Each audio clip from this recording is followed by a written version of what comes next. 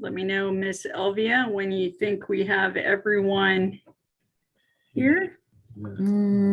Hold on one second. Okay. Do we have Pastor Butler? You're reading our minds. We're waiting for him to log on. He was sent the link this afternoon, and he indicated he would be attending. So I'm just waiting for him to log in. Okay. Because that is our first order of business. So I'll give him a few moments.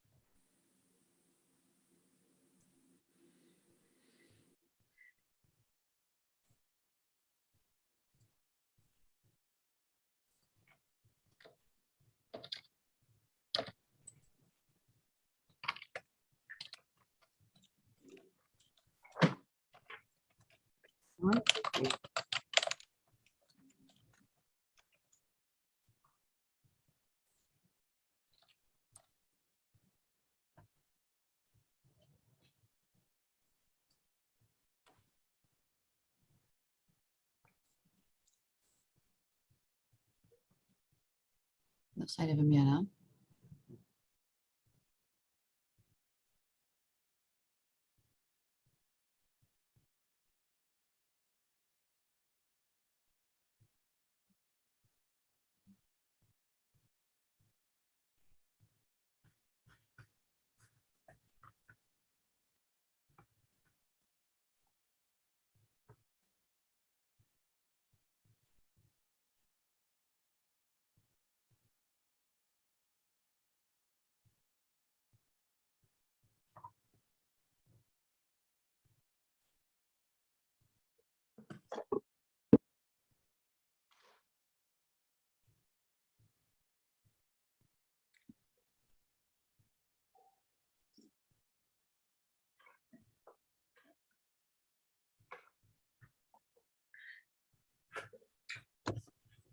Yeah, Mayor, I've sent an email to see if I can get a hold of him. I haven't been able to, so I'm not quite sure what the situation is, but at this point, he's not logged in.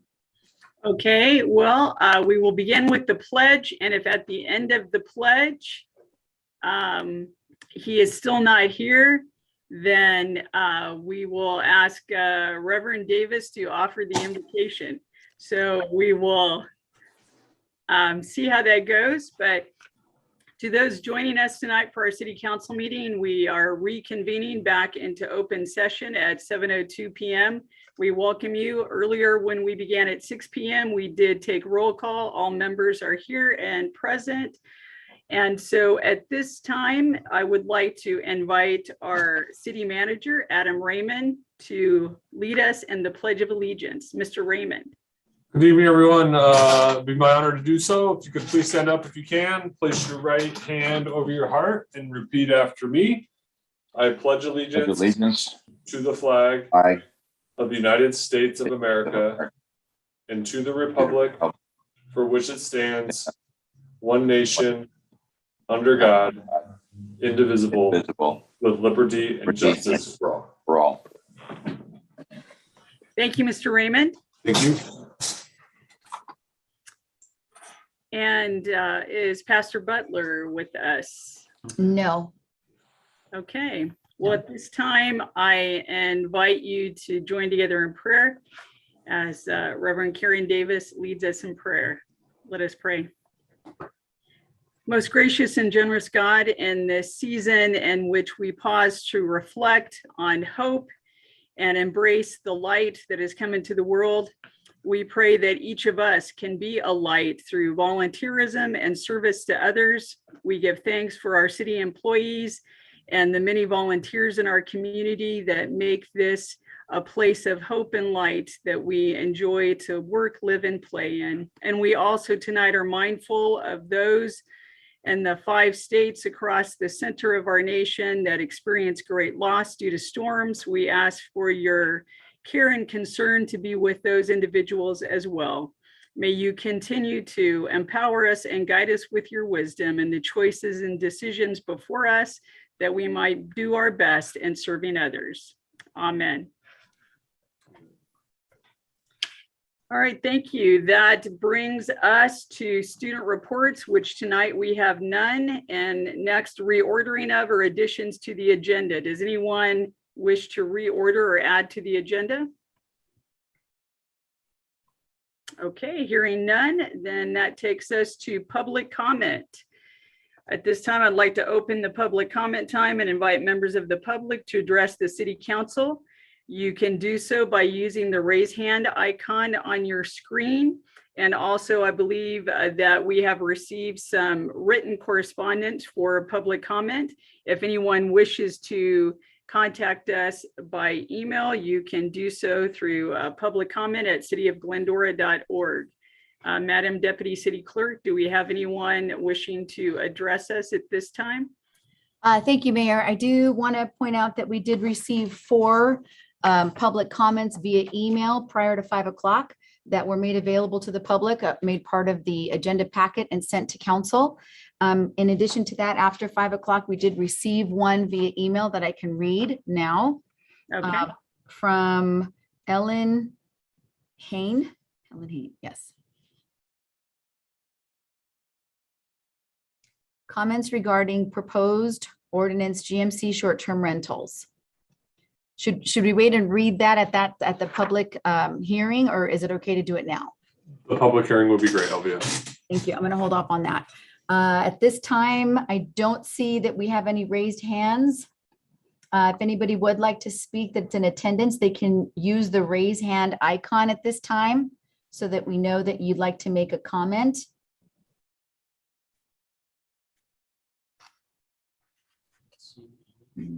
There is one. There is somebody on an iPhone that's in attendance that we can't really identify. Yeah, and the name on the attendance is just iPhone. If that person would like to make a public comment, they can use the raise hand icon or let us know. Okay, yeah, at this time, hold on, I think there's one person. DeLong. Yes, DeLong Sen.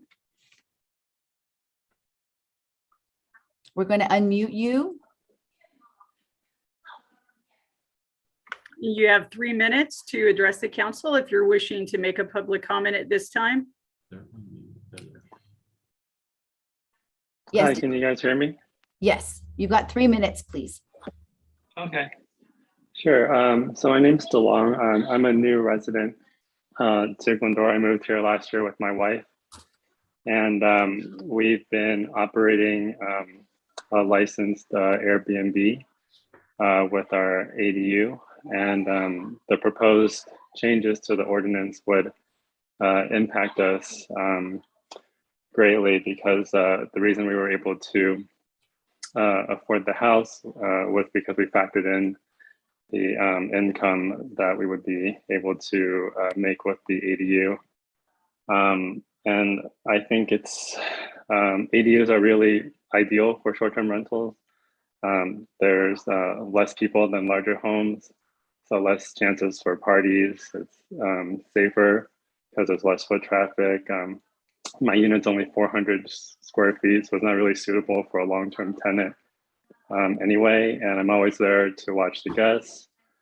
I vet all my guests very carefully, and you know, I've always gotten really good reviews and no complaints from my neighbors. So I would just ask the city council to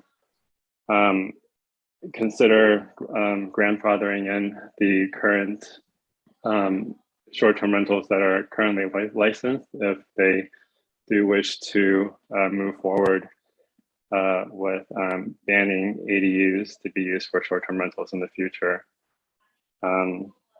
That's pretty much all I wanted to say. Thank you. Is there anyone else wishing to speak at this time? Anyone else that has used the raise hand icon? No, at this time, there are no other attendees of the meeting wishing to speak. Okay, thank you. Then I will close the public comment time and bring it back to council for comment. Councilmember Thompson.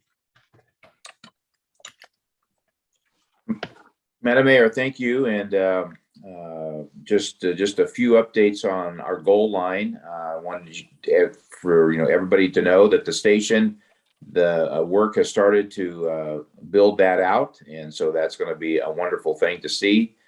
Route 66 bridge, that started on 8/21 of this year and will be done 12/22, so the end of next year. And as we all know, that road was closed for a week and a lot of work got done. And so thank you to everyone that made that work. Lone Hill Bridge, as we all have seen, a lot of work has been going on there, and that started just last month and will be done 1/23. All of the work that has been done has gone very, very well. And appreciate again everybody that recognized that there was a hard close for a few days, and we're able to navigate that.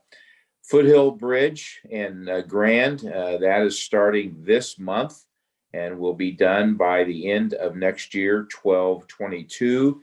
And I wanted to make sure that everybody knows that from the 20th through the 24th will be a hard close on Foothill and Grand, as they do a lot of heavy work and construction there.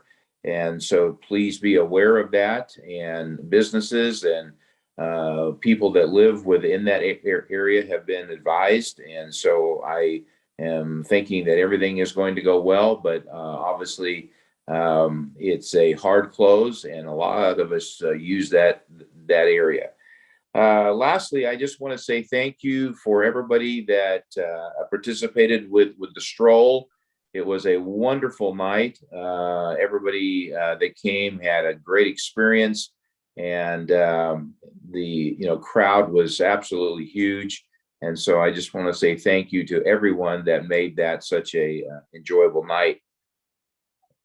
Parade just occurred, and I know that we all enjoyed that, and thank you to the many folks that made that such a awesome time. And my last thought is just be safe, be well, and if you haven't got the shot and you're able to, I would encourage each of us to go out and obtain that shot. Thank you. Thank you, Mr. Thompson. Mr. Alawas. Thank you, Mayor. I too want to echo my thanks to the parade committee, the organizers, for an outstanding parade. I kind of want to read off the names because the folks behind the parade: Joe Cena, Cynthia Alawas, Corporal Chris Farino, Adriana Watson from LA County Fire, Christine Smith, Debbie Dill, David Friedendahl, Erica Landman, Blaine Lambertson, Gary Boyer, John Aguirre, Michael Sledge, David Gerber, and Mr. Ryan Sentiv. Amazing turnout. I think it's probably we had the most folks turn out for this parade than I've ever seen in the past. I'd also like to thank the DAR for a festive, friendly, and well-attended Christmas tea. It was a very nice event.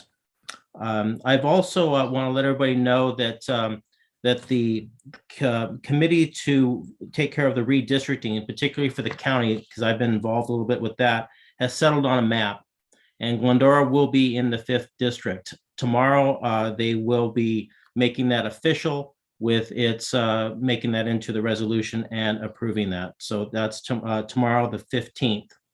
Thank you, Mayor. Thank you. Councilmember Friedendahl.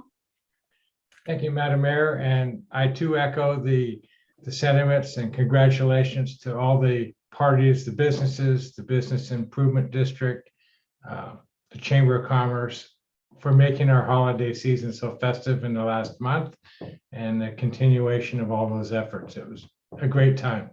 So appreciate all that. And I wish the community a very Merry Christmas and all the holiday traditions that are yours, and a Happy New Year. Thank you. Mayor Pro Tem Boyer. Again, just dittoing the comments that have already been made about the various events. I do just want to state that Christmas Parade Committee, the committee had actually dwindled down to only 3 people left on the committee, and we put a notice out to the community that we needed some more volunteers. And we ended up getting more volunteers than we knew what to do with. There were a lot of us standing around on Saturday because there were so many people reaching out to help, but that's what Glendora does. So thanks to everybody, and have a great holiday season. Thank you. And I would concur with that. Thank you to everyone that's continued to make all these events very nice, and the events that the library and community services has put on.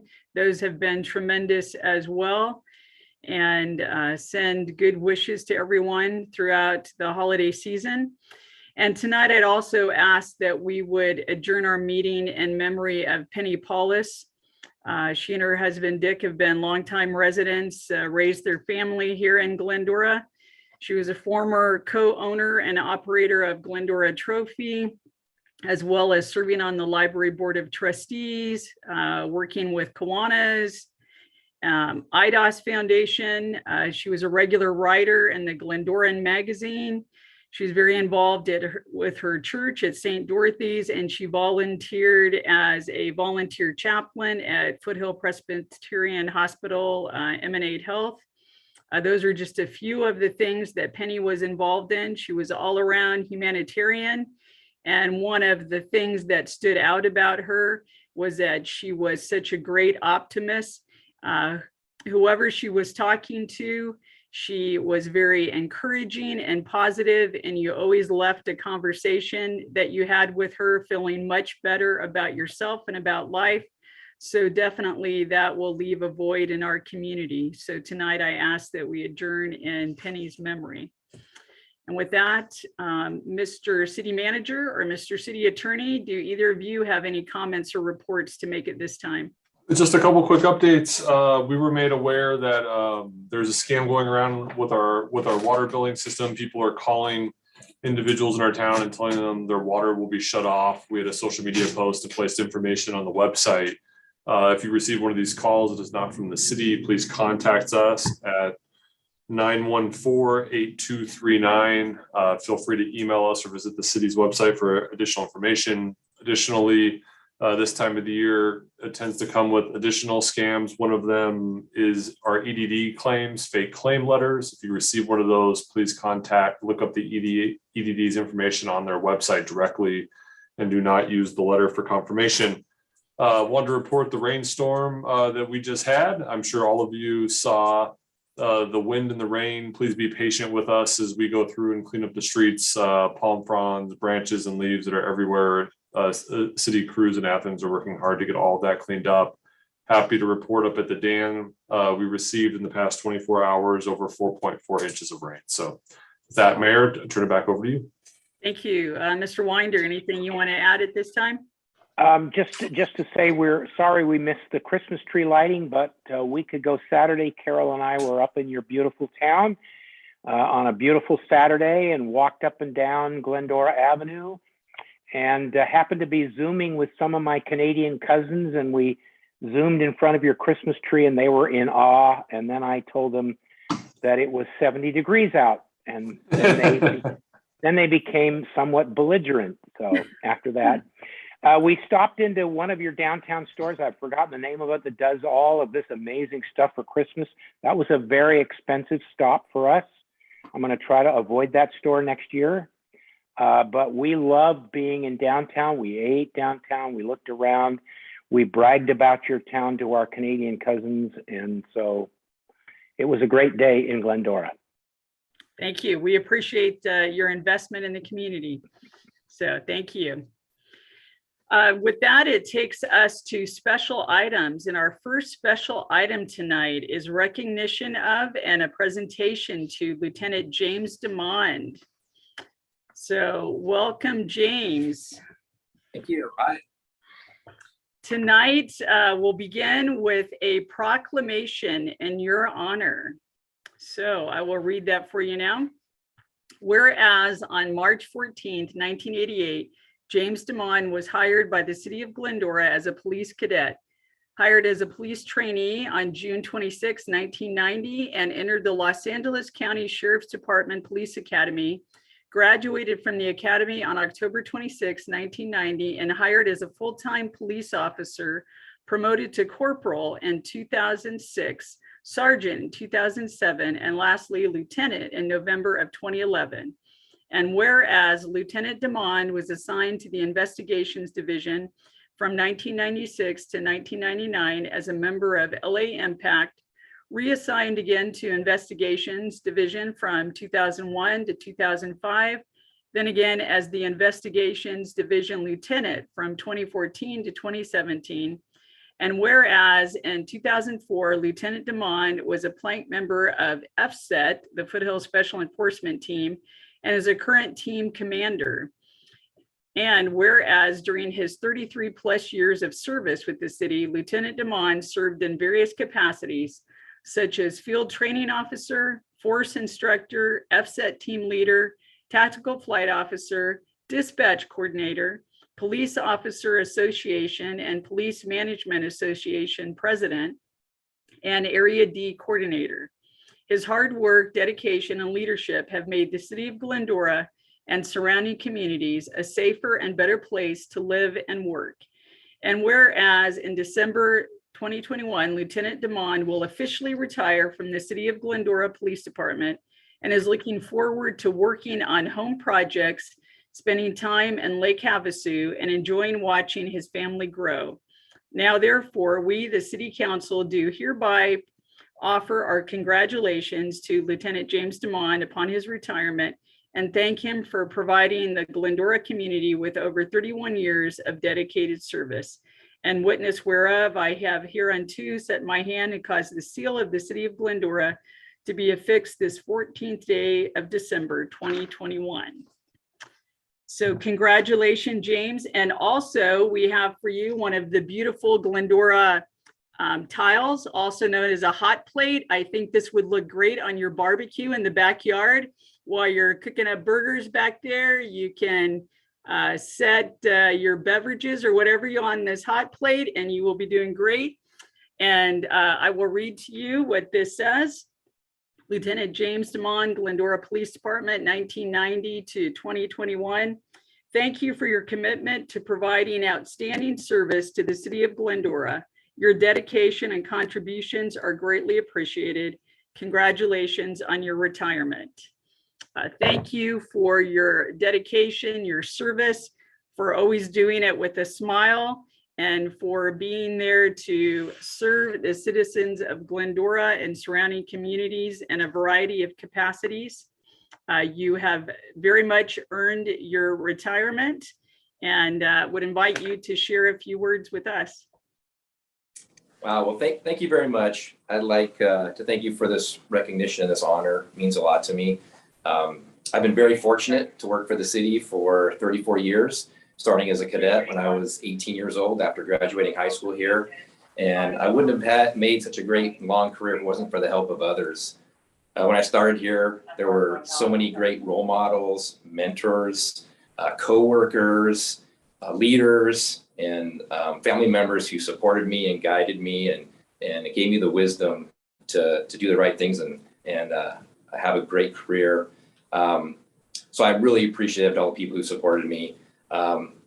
I'm also thankful to the city of Glendora who gave me the opportunity to do all those special assignments. There's so many things that I can't believe that I had the opportunity to do, just amazing stuff. So I appreciate that opportunity, and the opportunity to promote and take leadership roles was so wonderful, so I can give back to the community that I grew up in. I also like to say I'm really proud to be a police officer.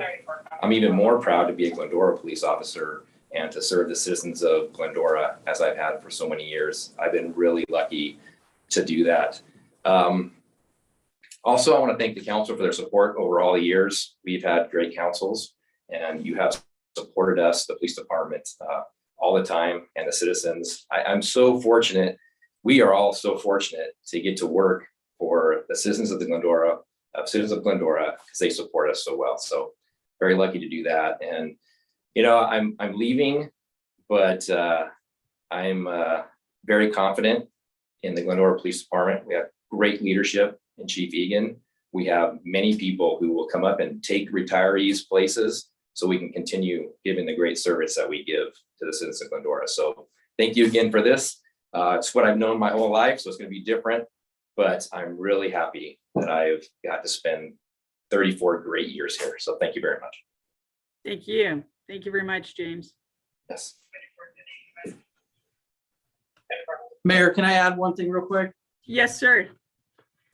So James has been my friend, my mentor, my partner throughout the years, and we're going to try not to get emotional about this, but we've spent more than half our lives working here, going up and down the stairs, putting on the uniform, coming in the rain or the heat, or volunteering for assignments. He touched on it, this is all we know and love. And I'm really excited that James gets to step away from this and step a little deeper into his family and enjoy them and maybe catch up for a little lost time. So congratulations, James. Thank you. I love Appreciate you. it. Love you too. Thank you, Mayor. You're welcome. Thank you, gentlemen. Appreciate it. All right, that takes us to our next special item, COVID-19 reopening of the economy update. Mr. Raymond. Good evening, everyone. Two quick updates. As I'm sure all of you have read, the State of California issued an updated masking mandate, which requires indoor masking with a few exceptions everywhere in the State of California. For those of us in Los Angeles County, nothing will change as the statewide masking mandate largely falls in line with what has occurred in the County of Los Angeles already. And yesterday evening, Moises Lopez and I had the privilege of going before Glendora Unified School District and getting an interim MOU approved for our youth sports leagues. It was a retroactive approval for use of restrooms for Glendora Youth Soccer, then a proactive approval of the junior high facilities for our youth basketball leagues. My son is anxiously awaiting to play. The school district asked us to pass along their appreciation for the city council for working with them and allowing an opportunity for our youth to continue activities even with all the restrictions in place. And with that, I'll turn it back over to you. Thank you, sir. And thank you for working out that agreement on our behalf and representing us there last night. Takes us to our next special item, City of Glendora CalPERS update, and Assistant Finance Director Kyle Johnson. Welcome. Hi. Oh, all right, I'm back. Said my video was stopped. I was getting concerned. So, good evening, Mayor and City Council. This update tonight will focus on the current actuarial unfunded pension liability, the June 30, 2021 investment return of 21.3% and its impact on the city's unfunded pension liability, and how the pension obligation bonds have impacted the city's unfunded pension liability, and what the 21.3% return has done related to the pension obligation bonds. The information that will be provided tonight and the projections is prepared based on the best information currently available. We'll know the actual results when we receive our future actuarial valuations prepared by Calpers. Julio Morales, Director with Urban Futures, the city's financial advisor and instrumental partner in the issuance of the 2019 POBs, is here tonight to take us through all the projections. So at this point, I'll turn it over to Julio. Thank you, Kyle. Good evening, everyone. I don't think the video is right up at this moment, but can we share the video, the presentation? If you just tell them following slides, we'll move along the slide for you. So we'll go to the next slide. Okay. So the next slide, please. We're going to quickly go over, after you issued your pension obligation bonds, there were some changes. Basically, CalPERS had fallen short a little bit in its expectations. So you had paid off your full liability. But as we had gone over a number of times, that each year Calpers essentially trues up or marks to market your liability. So as of the end of June 30th, 2020, you had a liability of $7.2 million. You see the difference between the 230 and 223 million. So you're 97% funded. And if you recall during our last meetings that there was always going to be a certain band. So you're certainly within a viable band to work within. But as you may know at the same time, next slide, please. So these are your pay. You always have a payment stream, and there's always new bases added or subtracted. Some years are credits. So these are the new bases that were added after you paid off your UAL. However, I think there's some good news, which you probably may have seen the press release from Calpers. So if you can please go to the next slide. For June 30th, 2021, at the end of the year, Calpers had returned a 21.3% return. You see right there in the red, it's actually 21.2 because that takes out the actual management fees associated. So you are to get a credit of nearly $34 million against that $7 million liability. So that's actually pretty positive. However, let me just let the one other shoe to drop. I see a couple council members going, that's good news, which it is. And it still remains good news. However, at the same time, they lowered the discount rate, and that was due to the funding risk mitigation policy. So if they had a really big return, Calpers had a policy that they would lower the discount rate, in essence, have a more conservative future investment outlook. And it really makes sense because they've had a really positive return. They don't have to take on the same risk profile. And at the same time, they lowered the price inflator, which essentially what it did is it kept the real rate of return down. And what you really have to know is if they had a discount rate and made that change would have been more like $8 million against that credit. But because they lowered the price inflator at the same time, it reduced the amount of the credit that was taken away. So where are you at the end of the day? You actually end up from a $8 million liability to a $17 million credit, which I think is pretty good news. Now, unfortunately, this is store credit, ladies and gentlemen. So you're not going to get a check back from Calpers, but you will have store credit. But as you saw before, you build up a balance rather quickly. So I think that's fairly good news. If we go, any questions at this moment regarding that? There's one other little gray graph, and this is what Kyle had mentioned, the demographic adjustments that will be determined. I cannot estimate those, nor the Calpers doesn't have a model or method to do that. That typically is, like the gentleman before, retiring earlier than expected or later than expected. Disabilities, unexpected mortality events, they take those into account every single year. So did people live longer, get an extra promotion, all those type of things, but they will do that by August. So this is our best guess estimate. I will tell you that will not be exact, but it's pretty close. And usually the demographic adjustments are a fraction of that you'll see in the discount rate or other assumption changes. So you might be within a $18 to $16 million credit. We're not exactly certain, but I think this is a pretty good estimate from here, from this point. You will see there was one other thing to note. Next slide, please. Is that Calpers also, by lowering the discount rate, you can see the net payments, you get this credit. You can see you're actually going to have a credit after a couple of years of about $2.6 million. Now, I should note, when you see the cash flows, you see that your credits ramp up, if you remember, only for investment returns over 5 years. So you will not see an absolute immediate impact in the first year or so. Well, two things. They don't start till 2024, and it ramps up. So for the next couple of years, you're going to have very small payments, as you see in 2023 and 24, and then the credits begin. And then they kind of level out at $2.6 million. So it will take a couple of years. You have these very small payments compared to before. But overall, you will have built up a pretty substantial $17 million credit in total. One other component is that your normal costs will go up. In other words, the rate that you're required to contribute for current employees. And if you think about this, Calpers has now had a more conservative assumption going from 7 to 6.8%. You will need to actually put a little bit more in because they're not projecting that you're going to earn as much. So the normal costs for the current employees go up. That is about as accurate as we can get. That number should not change unless, of course, you change the size of your payroll. But you see, it's about $100,000, $115,000. So it's pretty good news, but we wanted to get you all the little butts and the other shoes dropping, so you made sure exactly what the full picture was. The next slide, please. And the last part that what I wanted to report about was what the impact would have been of doing the POBs. You are the fortunate few who issued POBs before that fantastic 21% return.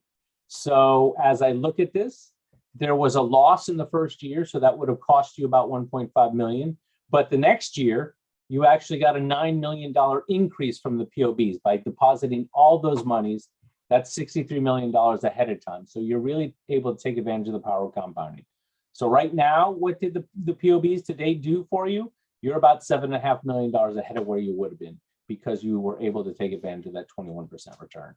So I guess you all look like financial geniuses at this point.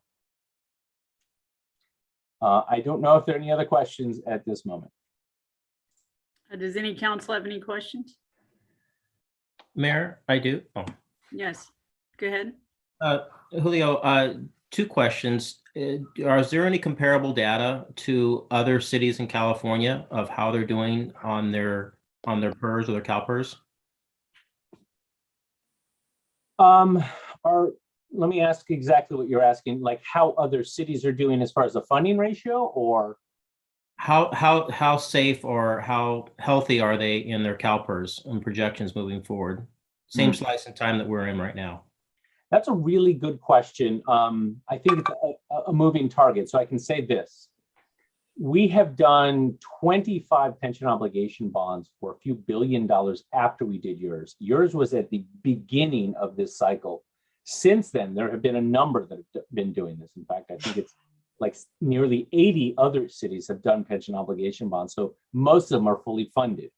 But when you look at the whole scheme of things, are they much? The average is still around 70%, Michael, if I may say. So even though there's been a lot and there's been billions of pension obligation bonds and billions of reserves set aside, the average funding level is still around 70%. This is before the credit. After the credit, you might be close to 78 or 80%. So it's healthier and people are making some progress, but they're not fully there. And you're in rare company in that you have a significant credit. So would you put us on the 90 percentile or 80 percentile? Yeah, and recall you also had a AAA rating. So everything that you've done, the study, the process, yes, if you want that high grade, in my professional opinion as a financial advisor, you're in a unique position. You thought about a number of things. You thought about the risk. You obviously timed it, very fortunate time at the right time, and you got that AAA rating for all the things that you, the city manager, had all collectively done beforehand to prepare for the pension obligation bonds. And you did what a AAA rated city does. You think about this, you do these follow-up. These are all the things that you expect that I tell most of my clients, but you actually do all of it. Thank you, Adam and staff. Last question is about the store credit. Can you explain a little bit of that since we have all this store credit, but we can't use it? Yes. If we can go back to the 2 slides before this. One forward. So you had a balance of 7 million. They give you a credit. So you'll see you have like a credit of $17 million. Next slide, please. The way the actual cash flows work is, unfortunately, Kyle is still going to have to send some checks to CalPERS for the next couple of years, because if you recall, we're always a couple of years in arrears. But then the credits start to ramp up. You see the numbers in the red, those are credits that work in your favor. And that essentially you will start to you won't have any payments starting in 2025, most likely. But note each and every year they adjust it. So you have a $17 million credit. If for some reason CalPERS underperforms, which this year they seem to be almost at like 5 to 7% anyway, so it doesn't seem as likely, you would then use that credit against future liabilities or new bases coming in. So that 7 million you would have had, it offsets it. Eventually, we probably anticipate that CalPERS is going to, it's going to have a downturn. And this is what you've placed yourself in a position to weather that downturn. Most people anticipate that happens within a cycle. So if you lose $20 million, you will be in a position to absorb almost all of that loss. So would it be fair to say we're super funded? Yes, you are super funded at this point. Great. But- Thank And Julio, I know this may come as a huge surprise to you, but we already set aside the funding for those increased payments in the out years. That's why I'm smiling. Thank you, I love Julio. Thank you, Mayor. Yes, you are super funded. You're in strong financial position. That's exactly what you wanted me to say. Absolutely. That doesn't mean you can give out raises or benefits, as we know, because frankly, this fluctuates each and every year. That's probably the only caveat I would add. And this money is not money you can use towards your budget. Right, it's on paper. It is a store credit. It's it's Yeah. not only on paper, but it's on paper with another kind of sub entity in the name of your account, but you can't use this. Thank you again. And I saw that our banker, Mr. Thompson, has a question. Go ahead, Mr. Thompson. Well, there's a statement that I want to make and then a question. And the statement is, I really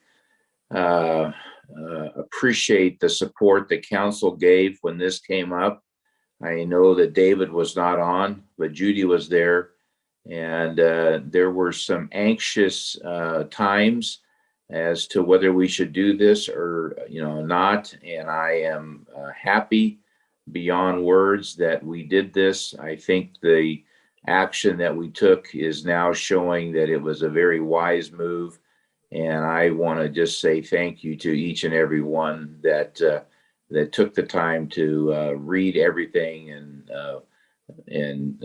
obviously vote yes. This is superb news. We are at the top of the class, and I think the numbers show it, and the presentation shows it, and there's not a lot of folks that are in a position like us to manage market risk and have the credits that we do. So thank you. The question that I have is, with inflation news that we just got today and has been seen as creeping up, any guesstimate as to what that might do to the returns that the fund is going to get? Historically, when inflation goes up, stocks go down, or at least they suffer a tad. But any thought as to what could happen as our nation deals with this? It's always difficult, but one of the things you have to think about is that this is a diversified portfolio, Mendel, if I may. So it's not just stocks, it's also stocks and bonds. So Right. they actually, they get the benefit. The inflation actually helps on the bond component. I think overall, it's never good for the economy to have out of control inflation, but generally you're somewhat isolated in some point when you have a diversified portfolio. They have, in fact, when Calpers invest, they look for these things. They actually have some tips or treasury tips or other types of investments that are countercyclical. So their intent is to have a diversified portfolio that offsets all kinds of economic cycles. So I hope that's one of the things they've started to learn a little bit more, is to deal with the variation. Too much inflation is not good, but it is offset by kind of the bond rates and the equity rates. Year to date, I think Calpers is about 5.9% right now. I haven't checked in a couple of weeks, but they're on course to meet their target again. So it looks pretty good. Good. But I got to find some wood. You never know where you are to the end of the year. Just remember, it's where you are as of June 30th, not where you are at the end of the calendar year. They go on a fiscal year basis. Right. One other thing that just popped in. So what are current rates going for now for a POB? Right now they're priced between, and it depends on the term, right? This is the hardest thing, because we've been seeing them between around 3% right now is the average rate all in. Still not as good as yours. I think there might have been only one or two deals that might have priced below yours, and you have to take into account, but you had great pricing. If you want, one day I'll go back and show that you came before this storm, you priced it before the storm, then rates went all the way up, and now they're back down around that level. But that AAA rating you had going out in the market, you got really fantastic. I think, was it a 258 or something like that, TSC? Adam, I don't have that up.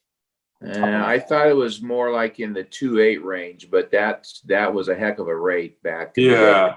And The largest, obviously, interest term was on the longer term, Yeah. that we issued. And if that was ever taken out of the equation, it would have been under 2. Yeah, Adam, what we do, and I can come back, I'll give you a chart that we look at the POB spread, if I will. I'd be more than happy to send it to you. Yeah. And you can share it with the council.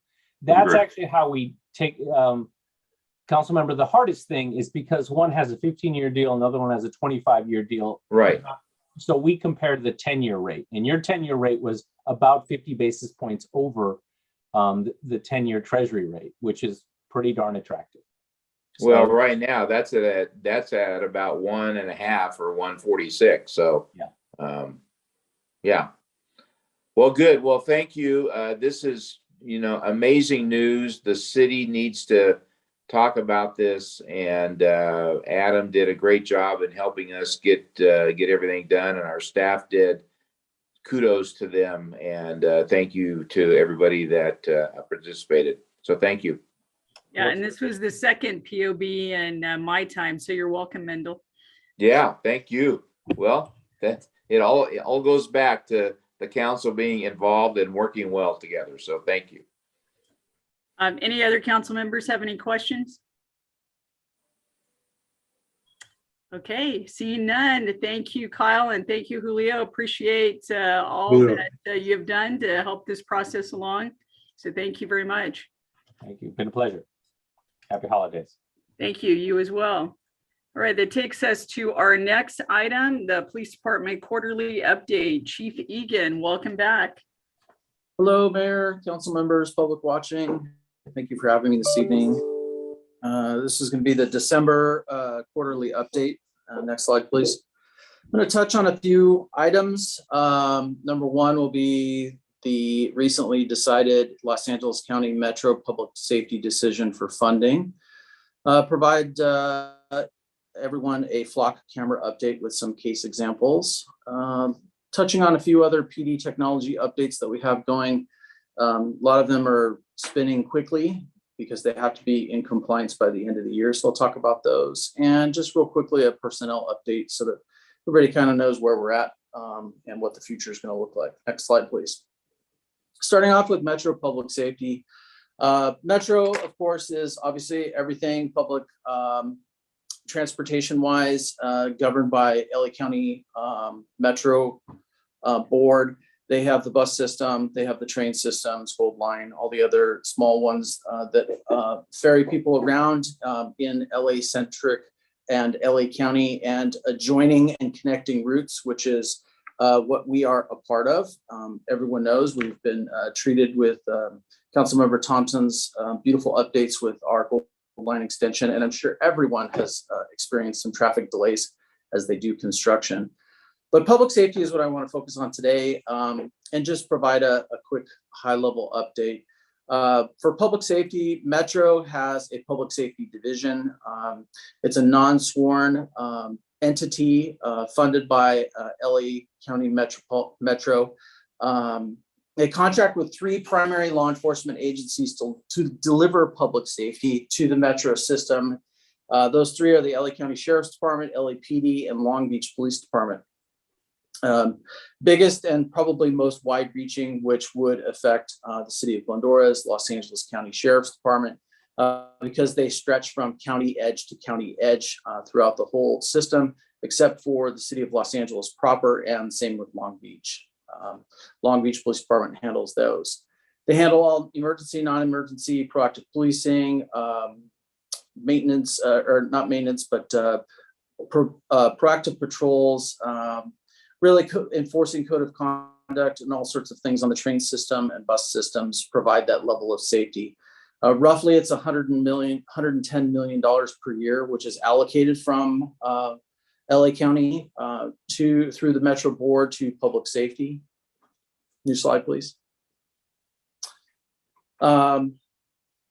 Last year, they developed a public safety advisory committee. This isn't a group that is a public meeting and a public group selected with community members and also ad hoc members, riders, who have to obviously follow along with Brown Act, Their authority is limited to recommendations to the board of directors and to their subcommittees. Next slide, please.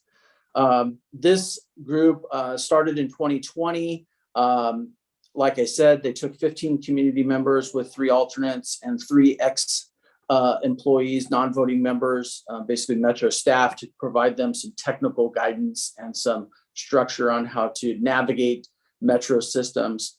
First meeting took place in April of 21, and they meet bi-monthly, the first and third Wednesdays of the month. Those are public committee meetings that anyone can listen into and provide public comment to.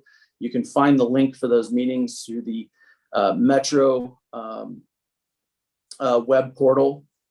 And like I said before, they do have little numerous ad hoc committees which address smaller topics and then provide that meeting and that input to the larger member group for recommendations. Next slide, please. They're tasked with, there's several bullet points here, but just high level.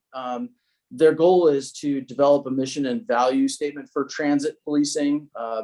They're looking towards an ambassador program that provides a staff presence in Metro facilities and on Metro ride vehicles. They're looking for alternatives to armed law enforcement. And these are limited to nonviolent and code of conduct violations, which would typically be handled by your traditional law enforcement resources. And those are things like people, being rude to other customers, threatening people, not paying fares, acting strange. Also in the bullet points are expansion of the Universal Blue Light program, education about discount programs, and really a large chunk of it, which I think is really important, is outreach and services for unhoused individuals. The transit system, as we well know, tends to draw a sheltering resource for those who are homeless or those without housing at a particular either moment in time or through an extended period of time. And so there's a lot of outreach that can be done on the Metro system. And so their goal is to look at new and alternative ways and provide those recommendations to the Metro board. Next slide, please. This last month, the PSAC recommended to the board that they discontinue the contracts with LAPD, LASD, and Long Beach PD. I see a typo on that first one. It should say LASD, not LAPD 2 times. My apologies. They, in essence, wanted to defund all traditional or what we would consider normal policing for the Metro system. They wanted to divert those funds into alternative policing models, which I discussed before, which is aligned to their core goals and values, mental health resources, homeless outreach, and other non-law enforcement public interface programs. The board heard testimonies of for and against. They heard recommendations from the PSAC. Ultimately, they approved continuing the funding for the traditional law enforcement contract. Another $75 million was approved to meet the contract shortfalls and provide the same level of service. Next slide, please. So the question often becomes, how does that affect us right now? Why is it important to Glendora? Well, we do have the Gold Line extension that's coming through town. Although we don't have traditional contract law enforcement services for LA County Metro right now in Glendora, we will. And we need to ensure that that continues. Public safety on the Foothill extension is a priority for everyone. It's a priority for Glendora. It's a priority for Metro Public Safety. It's a priority for Metro Board. It's a priority for, I think, the community at large. We want to make sure riders have a safe experience using that public transportation system, including the platform. Public safety contract, if we dissolve that, if they head in that direction, that would mean that policing that platform and handling any kind of calls for service that occur on the train is going to create an unfunded strain on local law enforcement, some jurisdictional conflicts. You can imagine if somebody's getting assaulted on a train and they call 911 from their cell phone and they're traveling from west to east and it starts in Azusa, and by the time the train stops at the Glendora platform, or maybe it ventures through Glendora before that connection is made and transferred to the correct police department, depending on how it's moving. They could be in San Dimas. It creates a lot of issues. LASD, being the point of contact for public safety, is aligned. Their dispatch center is locked in tight with the ROC, which is the LA County Regional Dispatch Center, and they can effectively dispatch to those things. It could also, impact response time citywide. If we have 2 or 3 officers that are dealing with an issue on a train because LA County Sheriff's Department is no longer providing law enforcement services, that's 2 or 3 officers in the city of Glendora that can't respond to another city or community incident that is occurring. In advance of the Metro Board public safety contracts, the city of Glendora submitted a letter which was signed by the mayor advocating for the continuance of that law enforcement contract. But we acknowledge that there are some good things that can come from their reimagining and looking at different public interface options, especially dealing with those unhoused and those needing mental health resources. So we do support non-law enforcement services being sought out, but we still need to continue the contract going forward. Next slide, please. Switching gears real quick. Again, this is number 2 on the list, is Flock. Flock is the community cameras that are out at major intersections, thoroughfares throughout the city. Flock is a camera which captures license plates and specific vehicle dynamics. Cars that are stolen, felony vehicles used in felony crimes, missing persons, endangered persons, lots of different options for inputting those information in.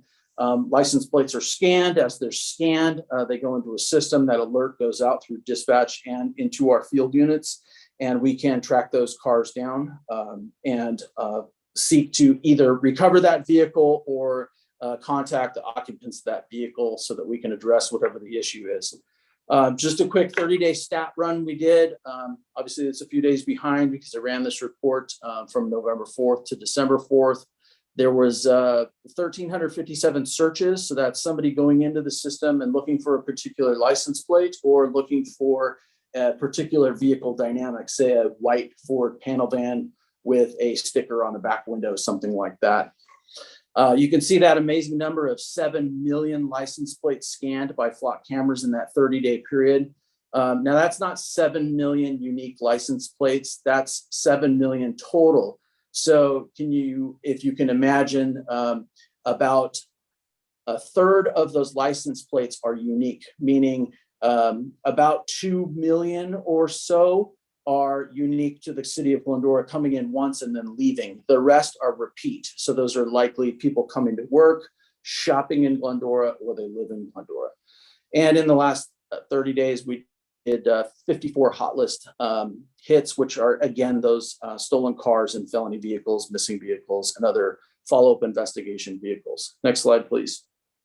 Case examples to talk about just real quick. Obviously, I've left out the details of a lot of these because they're either actively being investigated or they're actively being prosecuted, and I don't want to jeopardize anything. But we've recovered 8 stolen vehicles.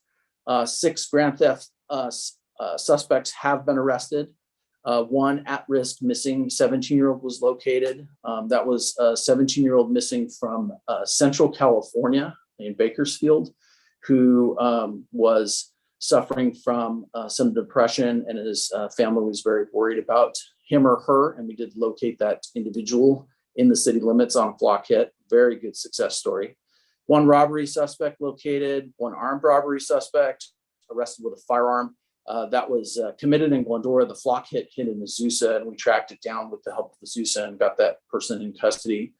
LAPD, just a few weeks back before I wrote this slide, we had a carjacking suspect, person who carjacked another person in the city of Los Angeles. That car got off the freeway to get gas, and we located that person, took them into custody safely. Hits, like I said, are coming from as far as ways as Bakersfield, Los Angeles, and then of course right next door in Azusa. So it's really becoming a good tool to safeguard our community. Next slide, please. Other project updates, like I mentioned before, you've heard me talk about RIPA. RIPA is the Racial and Identity Profiling Act. This is a legislatively mandated rule and procedure that we have to follow. We've been working on it for 8 months. Basically, there's a set number of criteria. I did this on the previous update, but there's about 20 different things that we have to identify for every stop that a police officer makes. Everything from the race of the person, the identity of that person, perceived gender, you name it, whether we searched them, whether we didn't. Every stop has to have that.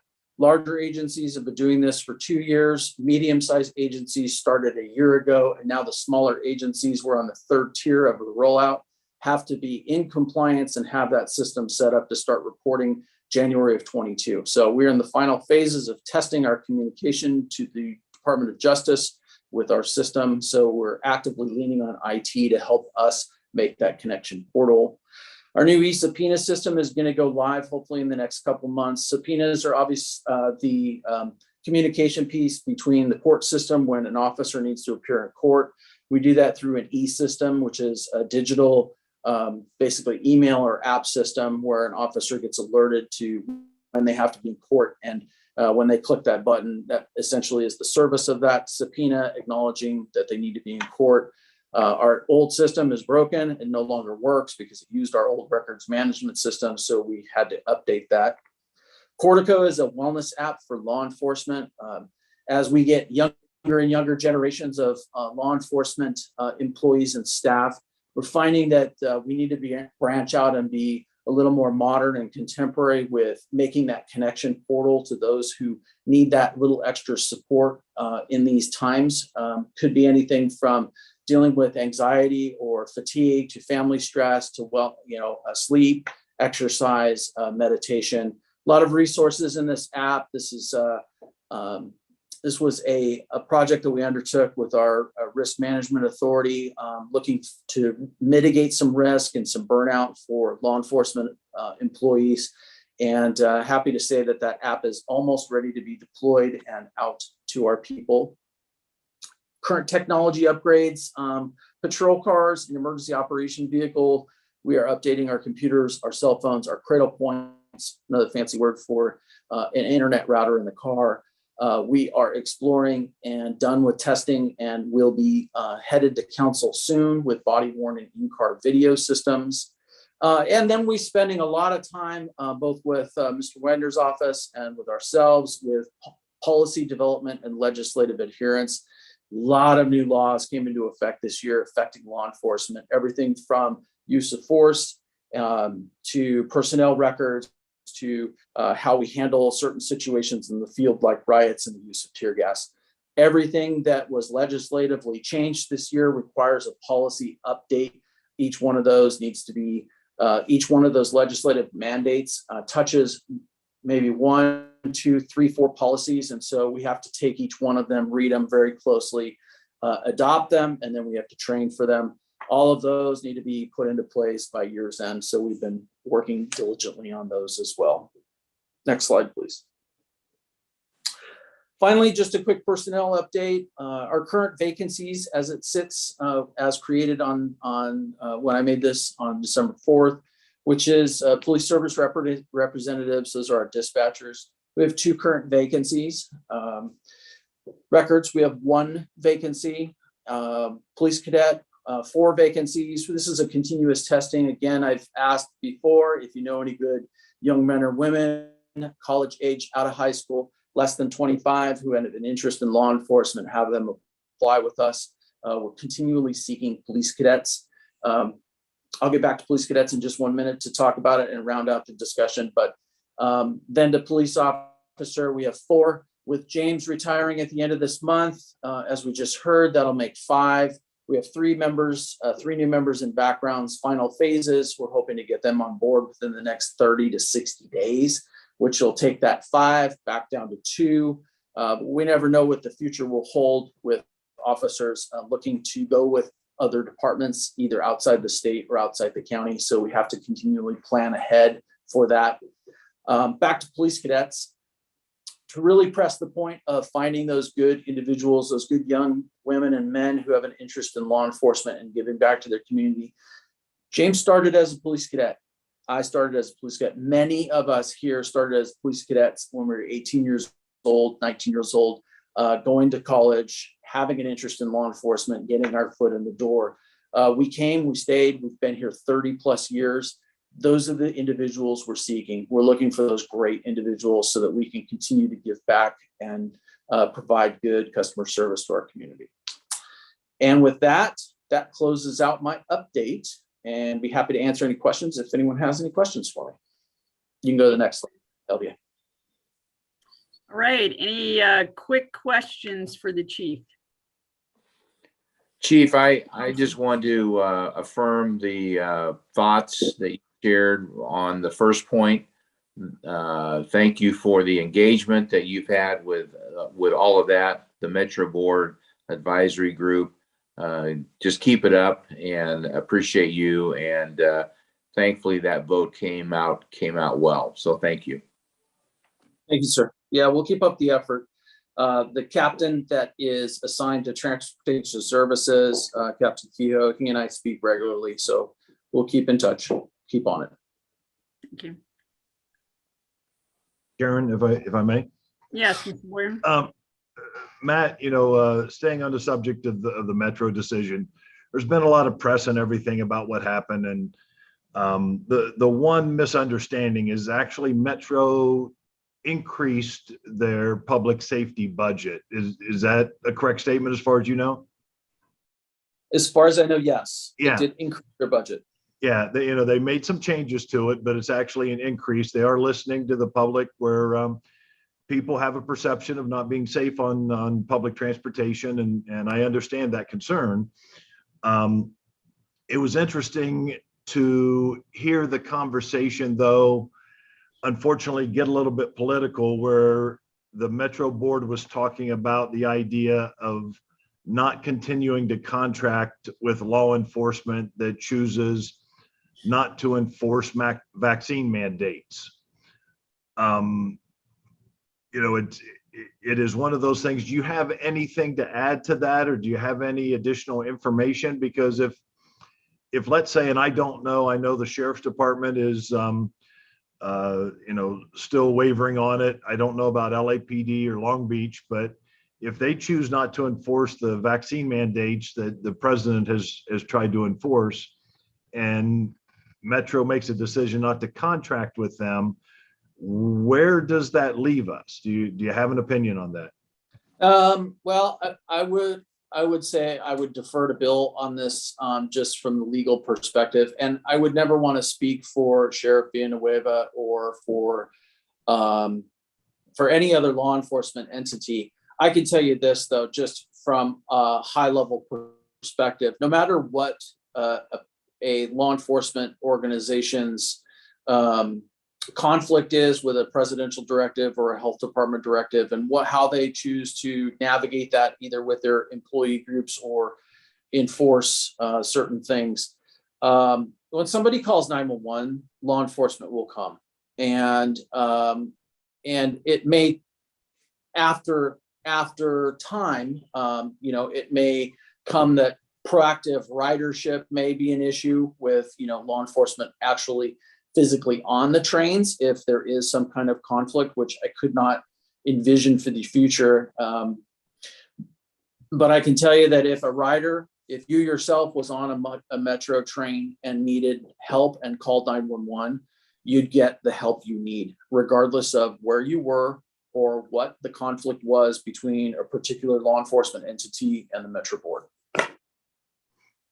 Okay, so I guess that's a good question. So if there was an incident on a train and Metro did not have a contract with law enforcement would still respond to that incident on the train. Absolutely. What you're saying. Okay. Absolutely. Yeah, it would probably be local law enforcement. If looking to the future, if I had a crystal ball and the train was operating through Glendora, which we're pretty far east in the county, and an issue occurred on a train that was, in Glendora and static, somebody called 911. We would get that call, we would respond, we would stabilize that incident, do what we needed to do to make sure everybody was safe. And then we would wait for the sheriff's department to come and handle it to conclusion, meaning an arrest or a crime report or anything for a statistical and for prosecuting. If there was no contract, we would handle it.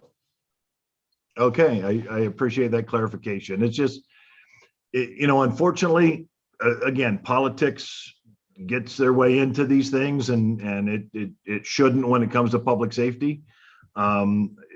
I was really disappointed in the conversation the Metro Board had. I want to give kudos to Aram Najarian, who was one of the board members that stood up and defended law enforcement's ability to do their job regardless as to their political beliefs. But it is important for people to know that you guys are going to be there regardless as to what decisions the Metro Board makes. Yes, sir. Okay, appreciate it. Thank you. You're welcome, sir. Thank you. Yeah. Mr. Friedendahl? Okay, all right, thank you. Chief, 2 questions. Thank you for the report. Regarding the RIPA program, does that involve strictly vehicle and pedestrian stop contacts, or does it also include reporting on residential or commercial building calls for service? It could include a residential and building call for service. However, it is when we detain someone, and if that detention leads to a search, arrest, some kind of authoritative intrusion, or some kind of something greater than if you called and said, my garden hose was stolen, and a police officer comes to your house. It would not be required for that. If we came to your house for a particular theft, and you named a neighbor, and we contacted a neighbor, we detained that neighbor, and we searched that neighbor, it would trigger that. So it's a yes and no answer, sir. Okay, fair enough. Second question, and it's off topic a little bit, but okay. Can you give us an update on the progress of the latest ordinance that code enforcement or community preservation is embarking on with the alleyway ordinance? I don't have any stats to report. I wasn't prepared for that. I apologize, but I can tell you at high level that earlier this month, we have begun a 2-phased approach to address the alleys. One is obviously parking, which we tackled over the last few months with council. So that is being handled by our parking enforcement, our patrol staff, and our CSOs. That's, overnight parking is prohibited, and any kind of other parking related issues are being either warned or cited, including timed parking and obstructions. The second half is the community preservation angle.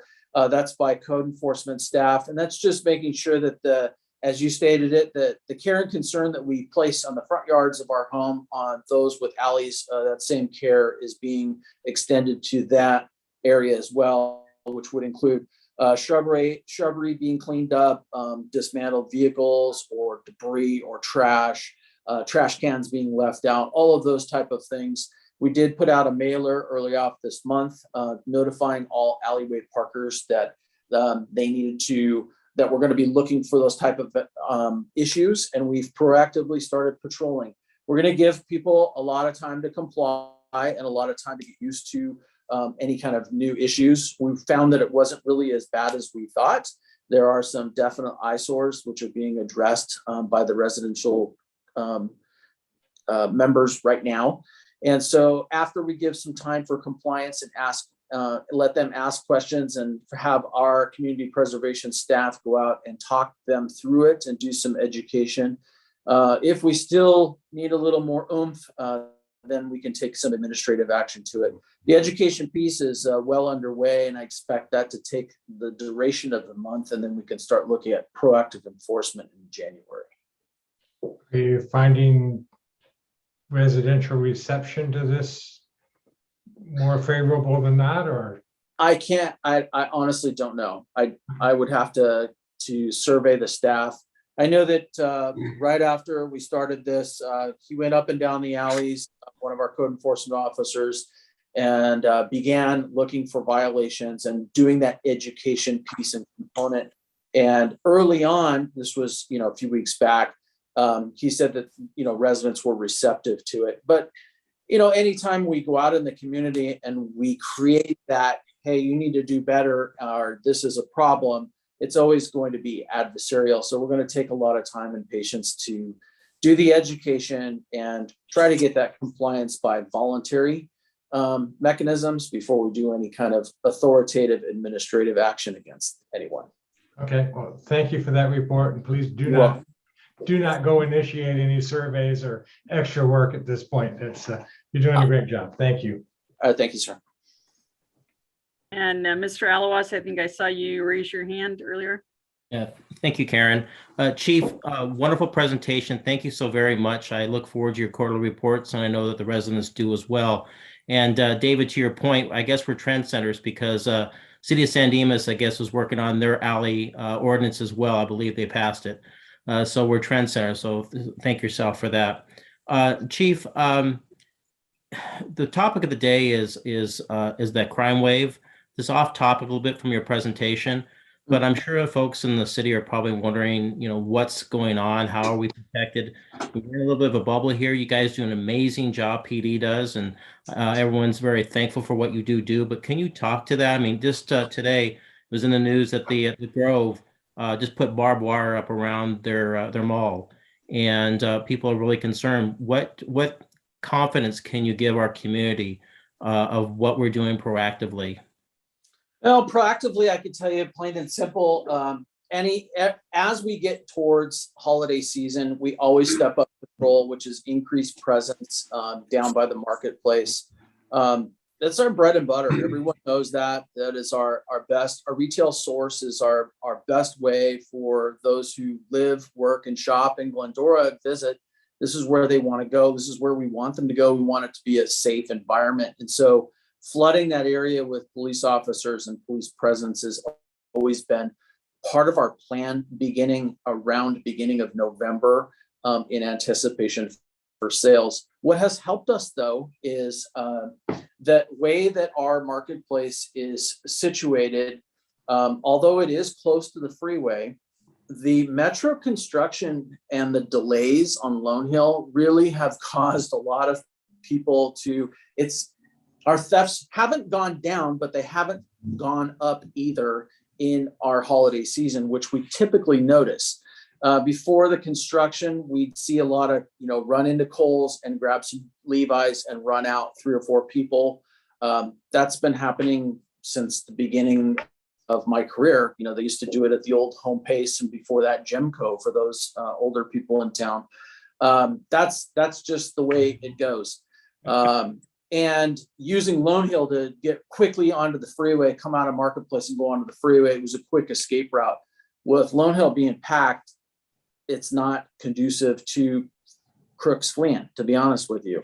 And so the nature of the way that Lone Hill is constructed, under construction right now, and how our stores are laid out, we're situated pretty well. That it's crowded, and with crowded and not very much storefront with not easy access in and out, believe it or not, gives us an advantage. We still have thefts.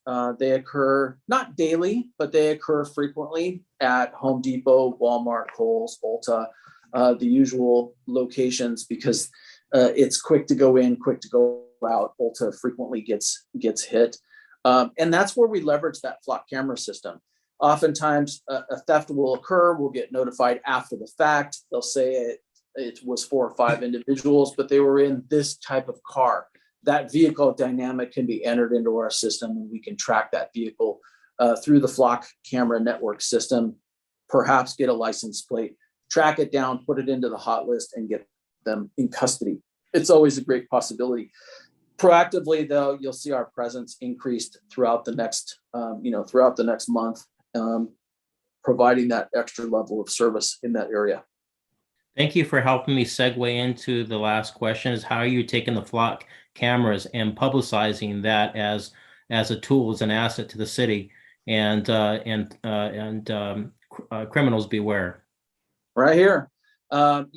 one of the things that, that we noticed is obviously we're coming in contact with more and more felony vehicles or stolen vehicles.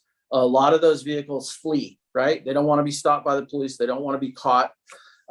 They may, or probably likely not, have committed a crime in Glendora, but they've driven through Glendora or got off the freeway in Glendora to get gas or are getting fast food. And then we get a hit and then we converge on them and then they flee. Well, our officers are highly trained. Our supervisors are very conscientious about liability concerns. And while we will give pursuit at a certain point, we will stop a pursuit because the public safety interest and the liability concerns are outweighed by capturing that person at that point. But we accomplished our mission. They came in and they immediately were surrounded by police and they were, I don't want to say it this way, but I'll say it, they were chased out of town. Our goal is obviously to apprehend those individuals, but secondarily is to provide public safety. And if we can eliminate them from being in town and then going, getting gas at 76 and then going down to Kohl's and doing a grab and run, then we've succeeded in our mission. So it's working. So you think the underground communication is a deterrent as well? Possibly, but we're not hiding away from it. Anytime that we get a flock camera hit and we're chasing somebody, it is what it is. That's we write it right into the police report. The suspects that go to jail know that they got caught on the flock camera system, and it doesn't take long to word to travel that Glendora is part of that flock network camera system. Thank you, Chief. Thank you, Karen. You're welcome. I think you might have some candidates for your vacant positions, Chief. So thank you very much for all of your input and all of that information tonight. Happy to do so. That takes us to our public hearings. Item number 9, a public hearing to consider an ordinance amending the Glendora Municipal Code regarding the regulation of short-term rentals. At this time, I would like to open the public hearing and invite Community Services Director Community Development Director Kugel to report. Mr. Kugel. Thank you, Madam Mayor and City Council. Tonight, I'm here to present an ordinance to update the city's short-term rental regulations. For a little background, about a year ago, the city adopted for the first time an ordinance regulating short-term rentals in the city, and that was largely in reaction to some complaint-driven issues related to a few houses that were renting homes for large parties. And so the city adopted an ordinance in October of 2020, creating a licensing program and other regulations related to short-term rentals. And it's been in place for a year. In October, the council asked to review that ordinance and made a series of suggestions or directed staff to make a series of changes and bring it back. So next slide, please. So this slide represents what the ordinance that is included in your report does to the current ordinance. I'll just quickly go through each of the items. The first thing that it does is that it explicitly states that short-term rentals shall not be operated from an accessory dwelling unit. And because we had a comment on this during the public comment section, I'll elaborate a little bit on what that means and how that plays in with the ordinance itself. So the accessory dwelling unit ordinance and state law require that accessory dwelling units be rented for a period longer than 30 days. And the reason that is that the accessory dwelling unit state law was an effort to create a market-based solution to the state's housing crisis, or at least serve that. And so the state's intent with that law is not to have units rented on a short-term basis, but really ultimately provide affordable housing. And so that's why the state law is written the way it is. This language that the council requested to be added into the short-term rental language is really a redundant clause within the ordinance, although it sort of double states what the code already says. So that hopefully explains what that means. The second item would be to require a sign with a 24-hour contact and the maximum number of occupants. And that sign would have to be posted on the property and visible from the public right-of-way. And the purpose of that, as the council stated, was so if someone saw something that they wanted to complain about to the city, they had, or to the operator, they could contact the operator directly and have a phone number. And there's a prototype sign that is included in the agenda packet. The next item is that only one short-term rental will be permitted per parcel of land. The next item is that the maximum number of occupants shall not exceed 10 persons. So regardless of the number of bedrooms that you have, in no event shall the number of overnight guests exceed 10 people, period. And lastly, the provision that allowed a certain number of visitors and guests has been eliminated. And so any visitors and guests that are not overnight guests of that group of 10 people as a maximum, are not allowed at any short-term rental in the city after this ordinance, if this ordinance is adopted. So next slide, please. So the requested action tonight is to, you've opened the public hearing to receive testimony from the public. Consider that, and if the council concurs with the proposed ordinance, to a motion to adopt first reading of the ordinance this evening. And with that, that concludes my report.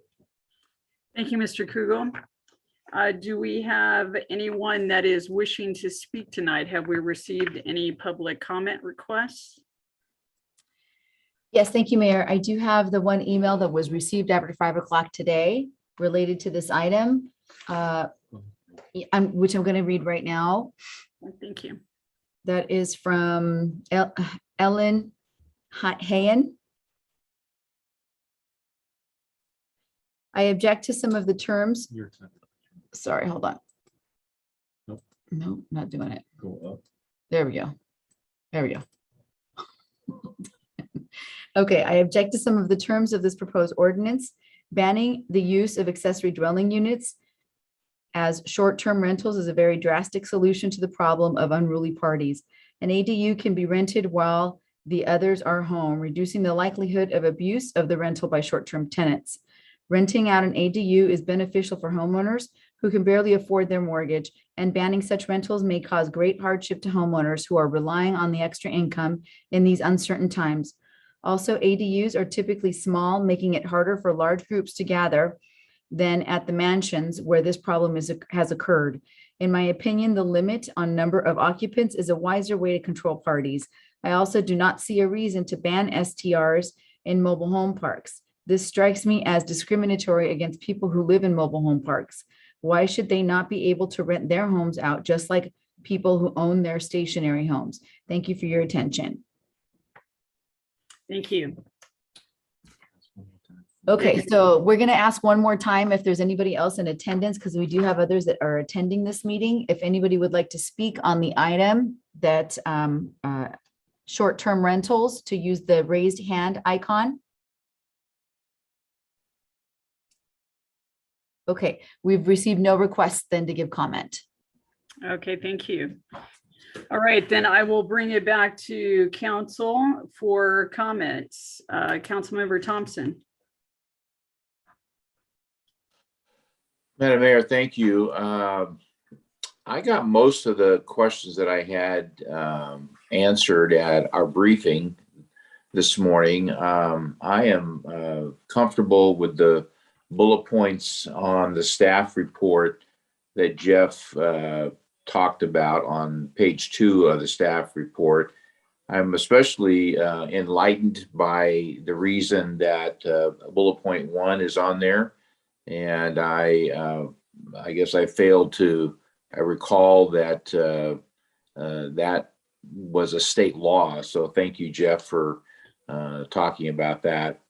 On bullet point 4, I am comfortable with that, although I would be open to a formula but I still think that there needs to be some sort of a cap.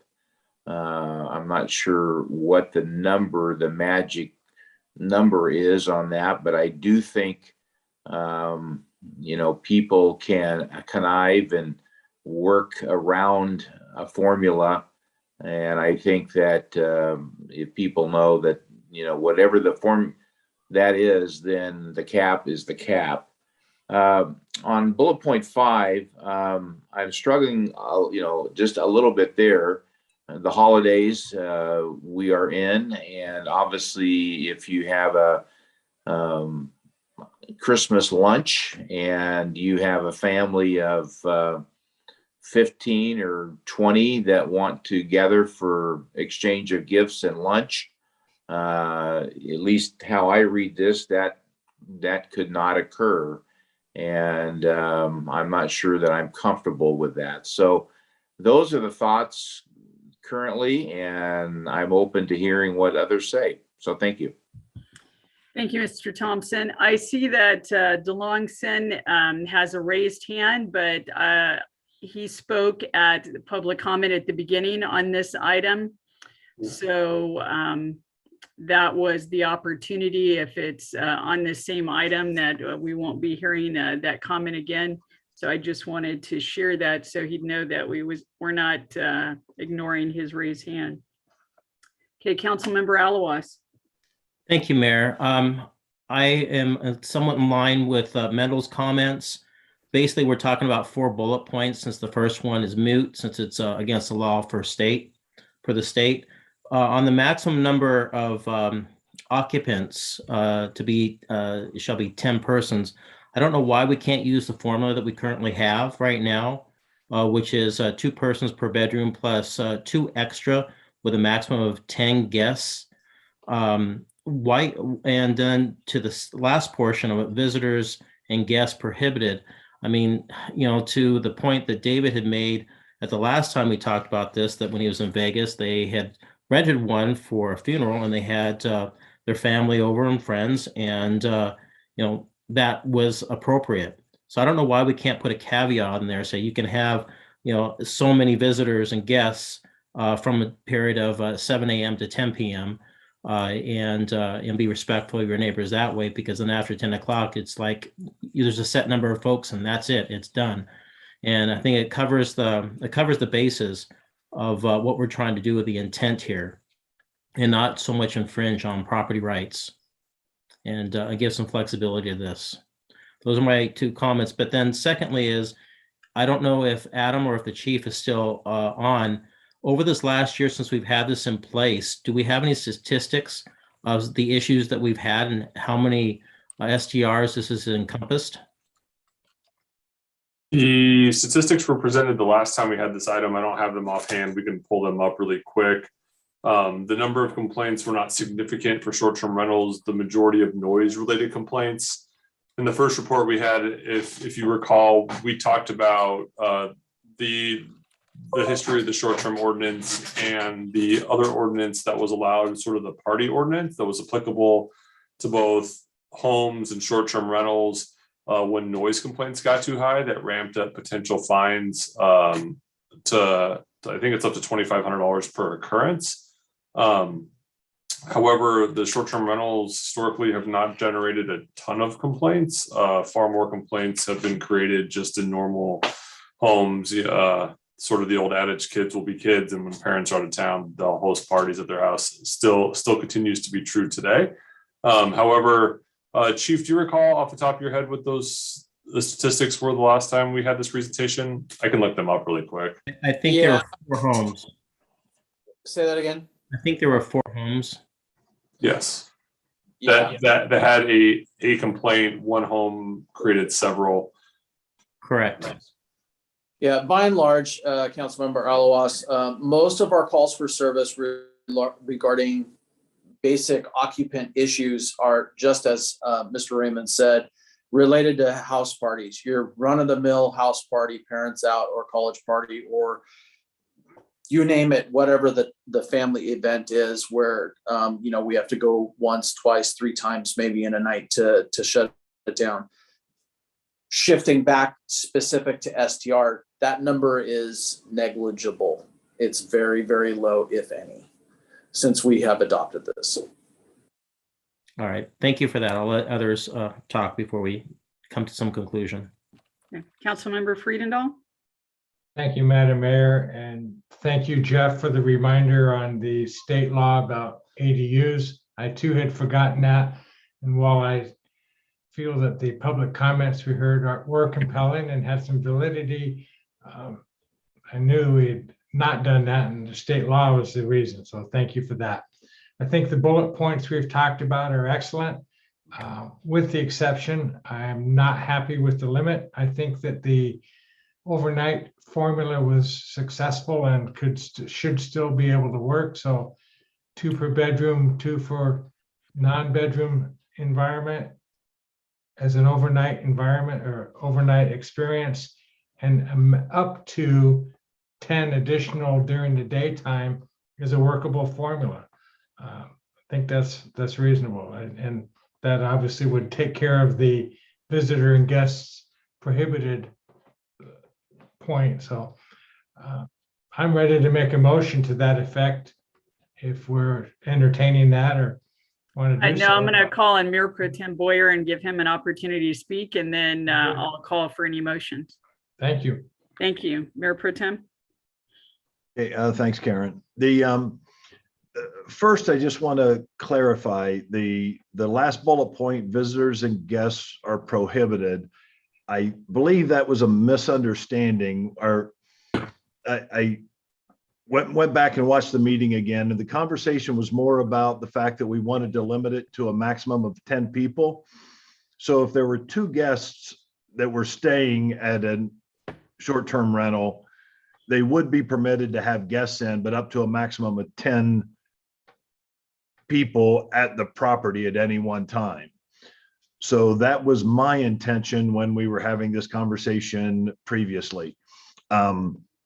I'll tell you, one of the issues with the maximum of 10 people at any time had to do with another party house, where you have a house that is very large that can accommodate up to, I think it was 14 people.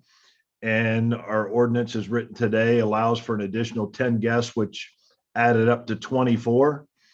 And it's really difficult for PD to react to that without going in and lining everybody up and counting heads, which is the reason that I like to have a maximum of 10 people at the home. If if you end up with 30, and we're looking at a house that can accommodate up to 24 or 26 with our current residents or our current ordinance, and you end up with 35, 40 people there, it really is hard for PD to make a determination without actually going in and being intrusive and trying to count people. So the idea is not to try to keep people from having a family Thanksgiving dinner together. The idea is to avoid the party house situation that we had. And maybe another way to address this, it would be a good compromise, would be to reduce that time limit from being 10 o'clock in the evening to maybe 7 o'clock in the evening, because you're not going to have a lot of wild parties that are ending at 7 o'clock in the evening. But there is just something we need to make sure that we don't have some of the incidences that we've had before. So as far as the visitors and guests, I don't think our intention was to have them prohibited. I think our intention, at least my intention, was to limit the number of people at any one house to 10 people. So that's my 2 bits. Okay, thank you. And Mr. You know what? I'm sorry. Oh. One other thing, Karen, if I could. Mm-hmm. The other thing that's a concern is that there is a trend, and we're not seeing it here locally, but it is showing up in other places, that because these Airbnb type homes are becoming extremely profitable for people. And so with using a formula like what we have on the books right now, it is possible for somebody to go in and create a 10, 12 bedroom house in a 2,500 square foot ranch style house in one of our neighborhoods. So to create that type of an atmosphere, that was another reason why I was a little uncomfortable with the formula the way we have it currently written. So that was it. Thanks. Thank you. And I noticed that Mr. Heidelmeyer has his hand raised. Mr. Heidelmeyer, we have closed public comment. We did receive your written comment today and have entered it into the record. But at this time, public comment is closed. I would also share that I have some apprehension about limiting the guests. Just for instance, the short-term rental in my neighborhood around Easter time, there was a family staying there because they had had flooding in their home and needed to stay somewhere while their home was being repaired. And they had some other family over for Easter. So I would have hated to have them not be able to relocate that circumstance because of needing somewhere else to stay. So yeah, so those last couple bullet points, I would be much more flexible on coming to some conclusion. So Mr. Friedendahl, you said that you had a motion you wanted to entertain? Yes, please. I would move that we accept the ordinance summary on short-term rentals not being allowed for ADUs, the exterior signage and occupancy and contact information be displayed, 1 STR per parcel, the number of occupants to remain with the formula of 2 per bedroom, 2 for an additional sleeping space, and a maximum of 10 additional guests during the daytime hours, and that guests would be allowed. Can you clarify the daytime hours? Okay, I'll offer 7 to 10. 7 a.m. to 10 p.m. I'll second that. Thank you. That is a motion. Hold on, sorry. Motion by Councilmember Friedendahl, a second by Councilmember Alawas. I'll take a roll call vote. Councilmember Alawas, Yes. Councilmember Thompson, Could I ask a question or two before we just vote? Yes, go ahead. So can I get some example? So if it's a 4-bedroom house, so you have 8 people, and then what was the second point, David, that you made? And 2 people for an additional sleeping area We have currently in our formula, I believe, 2 additional overnight stayers in a non-bedroom situation, being maybe a sleeper sofa or pull-out couch type of thing. Okay. So that would get you to 8 for the 4 bedrooms. Right. 2 for the non-bedroom sleeper situation, and then the daytime guest formula. And then a maximum of 10 guests, but after 10 o'clock, then the maximum for that home would be 10. Yes. Okay. And Councilman, that's the existing formula in our ordinance now. Okay. And so if a person had a 6-bedroom home, and so there's 12 right there, and then if they had sofas, 3 sofas that pulled out, so that's another 6. No, only Councilman, if I can those clarify, it's just 2 in non-bedroom accommodations total. Oh, okay. Because in my opening remarks, I do think there needs to be somewhat of a cap, and maybe I can ask Jeff this. So, Jeff, if a person comes in and wants to convert a house to have 10 different rooms to sleep in, is that something that you or your people have the authority to question or to turn down, or is that within our code? There's within the zoning code there is no limit on the number of bedrooms that a single family house can have. Okay.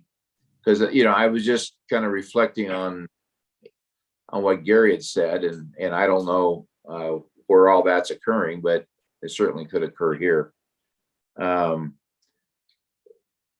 So David, is 10 o'clock firm for you, or would you be willing to compromise and go like 8 o'clock? Oh, I'm not stuck on that number. I haven't Okay. seen 10 o'clock at night except for a council meeting in a long time, so that's. You are old, David. Currently, Councilman, our hours are from 7 a.m.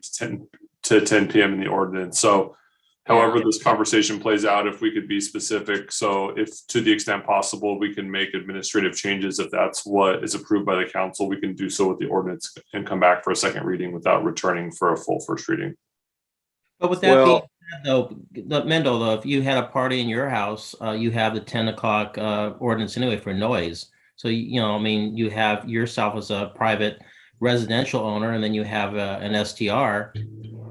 Should be treated. Well, and part of this was to clarify the motion before you voted on it. But just in terms of noise, that's 24/7 at any time. If someone is creating noise in our city, that is disturbing the peace. There's not a time limit on noise disturbance. It's any time of the day. So. Well, yes, and I would agree with that. I don't know, Mayor or Bill, I guess where I'm wanting to land is I think probably the formula is good, and I do like the flexibility of having the ability to have guests there, as others have said. But I would, and I'm not going to vote no against this for an hour, but I think that 9 o'clock, and I previously said 8, but I'll negotiate to 9. And I don't know if that needs to be a motion, or if there's some flexibility the staff could be allowed to have to make that. So There's a motion on the floor, so I think I'll let Mr. Winder clarify, but I think the maker and second of the motion would have to modify it, or you'd have to make an alternative motion. Agreed. Okay. Well, David said that he's not stuck on 10. So David, what's your sticking point? I'll amend to 9 o'clock. Well, I would support that. So is the seconder agree? But Michael would have to agree to that. How about 9:59? I can't agree to that. I'll agree. People out. I'll agree to it, but it's inconsequential, the hour difference. I mean, I'd rather have it what it's currently right now, so they don't have to rewrite things. Make it easy on staff.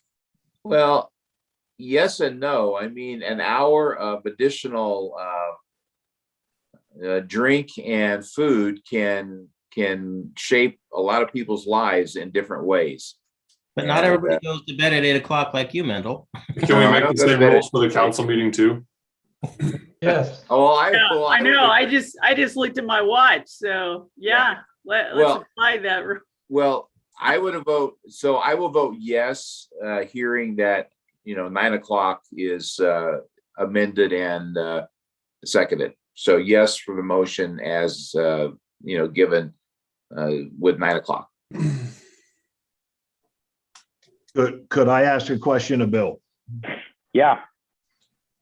So if we were to have a business owner come into the community and build or renovate a home into a 12-bedroom unit, and then for the sole purpose of creating an STU, would we have the ability, if that were to become a prominent issue or problematic for us, to change the ordinance after those were built, or would that cause some liability for us? Well, I guess my first question is, that's a hypothetical. I mean, the question is, you'd have to have a structure that could meet the building standards for bedroom sizes to get up to a particular number of bedrooms. There may not be a limitation in our zoning ordinance on the number of bedrooms, but are there building requirements, building code requirements with respect to sizes of bedrooms, access from the bedrooms out of the home, out of the structure? So I wonder if our hypothetical is realistic, but assuming for the sake of argument that our hypothetical is realistic, we would need to change the ordinance before the home became operational. We'd certainly want to do that. We could then amend the ordinance to try to prohibit the use of a 12-bedroom home as a short-term rental, but we probably have to adopt an amortization schedule that would allow it to be used until the investment expended to create a 12-bedroom home could be amortized over the useful life of that investment. So. Yeah, and the reason I ask is it's hypothetical here in Glendora, but it is happening elsewhere. Okay. Again, this is a business model today. It's no longer, even though people do it, it's not people renting out their residence that they're living in. It has now become a business in the country. The ultimate way to address that, and we have, I think we talked about that, at least internally with staff, is to require that the occupant, the owner of the property, be an occupant in the home to use any other portion of it for a short-term rental. And that's the way you solve that problem. That's what Los Angeles does. You own a home and you want to rent bedrooms out as Airbnbs, that's fine. You got to live in that home while the Airbnb is in use. So. Wow. Yeah, and I would be a little more concerned if our zip code was different. I mean, as beautiful as our community is, I don't think it's as attractive as, a little bit closer to the coastline in terms of somebody making that kind of investment and alteration. I would just add from a staff perspective, if someone came to the building counter for that specific person, for that specific purpose, we may be having a conversation with the council on a limit to what is being discussed here tonight. For example, in no case would we exceed in terms of nighttime guests, say 14 or 16 or whatever that number would be. Because I think the last thing anyone would want to have is a life safety issue inside that house. Correct. And if I could add just something real quickly, I think the way the revised ordinance was written, it allows 2 persons per bedroom up to a maximum of 10 overnight guests. And Jeff, the request before us this evening is to eliminate the maximum of 10, continue with the current verbiage, and only amend the hours from 7 a.m. to 9 p.m. and with adding back the 10 daytime guests. Correct. And so, yeah, so that would be. So really, it would be adopting the ordinance, but deleting amended subsection 6 and 7 from the ordinance. Correct.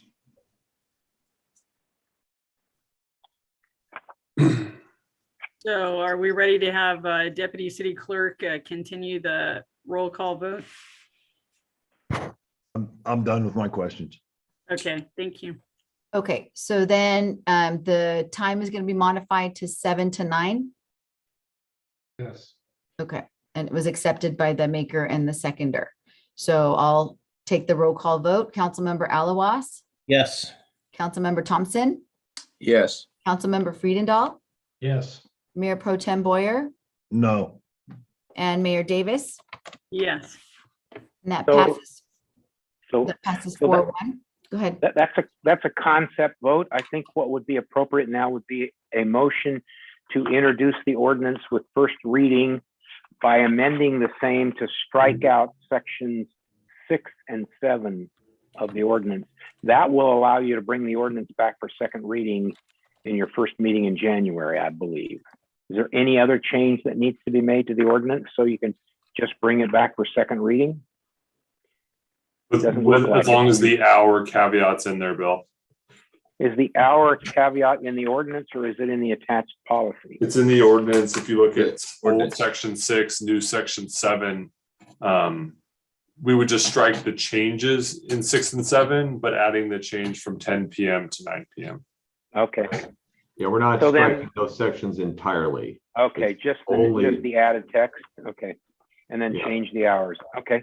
So Madam Mayor, what we'd look for would be a motion to introduce for first reading the ordinance as amended. So move. I'll second. Okay, that is a motion by Mayor Davis, second by Councilmember Friedendahl. Councilmember Alawas? You Need Yes. to read the ordinance by title, please. Sorry, yes. An ordinance 2066 entitled an ordinance of the City Council amending Title 21 zoning, Section 21.03.140, short-term rentals of the Glendora Municipal Code relating to maximum occupancy, Plan 21-0040, striking out changes to Section 6 and 7 and adding text of time maximum between 7 a.m. and 9 p.m. It's a motion by Mayor Davis, a second by Councilmember Friedendahl. Councilmember Alawas, Yes. Councilmember Thompson, Yes. Councilmember Friedendahl, Yes. Mayor Pro Tem Boyer, No. and Mayor Davis. Yes, And that passes 4-1. Thank you. thank you. Madam Mayor, could I just ask a question? And Sure. I think probably you'll say that this has to be agendized, but I would like to ask Jeff to explore the concept that Bill said about the bedrooms. And I think that's something that we need to talk about. So I don't know if I need to ask for a second to agendize that for another month or two out, but I think that's an interesting way to maybe look at this in maybe a different lens. Could you clarify what it is you're asking? Are you just wanting more information or are you asking for an action? Councilman, it sounds like you're looking for some additional information on bedroom sizes and how that relates Yeah, to both our yeah, code 'cause- and building standards. Yeah, because Jeff said this, at least I think I heard what Jeff said, that people can do that. We don't have rules against it. But I do think it's curious to explore, well, should we have rules for a bedroom size? Because if there's a group home, if there's a senior adult home, those kind of things probably we should at least pause and take a look at. So I guess I'm looking to explore that if it's possible. And let me clarify my statement. So the Okay. zoning code is only set sort of building envelope parameters. There's, as Bill pointed out, there are regulations in the building code and other regulations depending on the use of the property that will, you still have to meet building and developments and code standards in that respect whenever you're building a house and you're building habitable space. Councilman, if it would be okay with you, we'd be happy to do an internal memo to the city council outlining the current code requirements. And at that juncture, if you feel that a city council item should be done, we'll move forward with that approach. That would be great. I appreciate that. Sure. Thank you. Thank you. All right, that moves us on to consent calendar, items 10 through 20. I understand that Councilmember Alawas wants to pull item 14. Is there anyone wishing to pull any other items?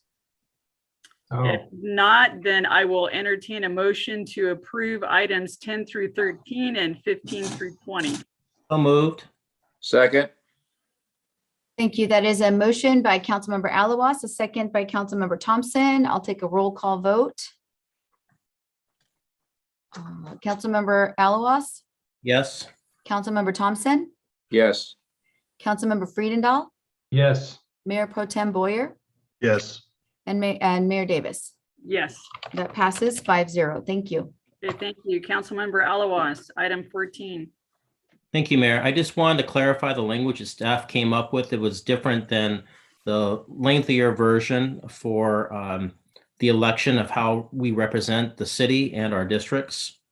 And I believe the way I've given some sample language. Is that on the screen there? Yes. This is. So I just want to introduce this. It just clarifies the language that staff came up with to be more specific.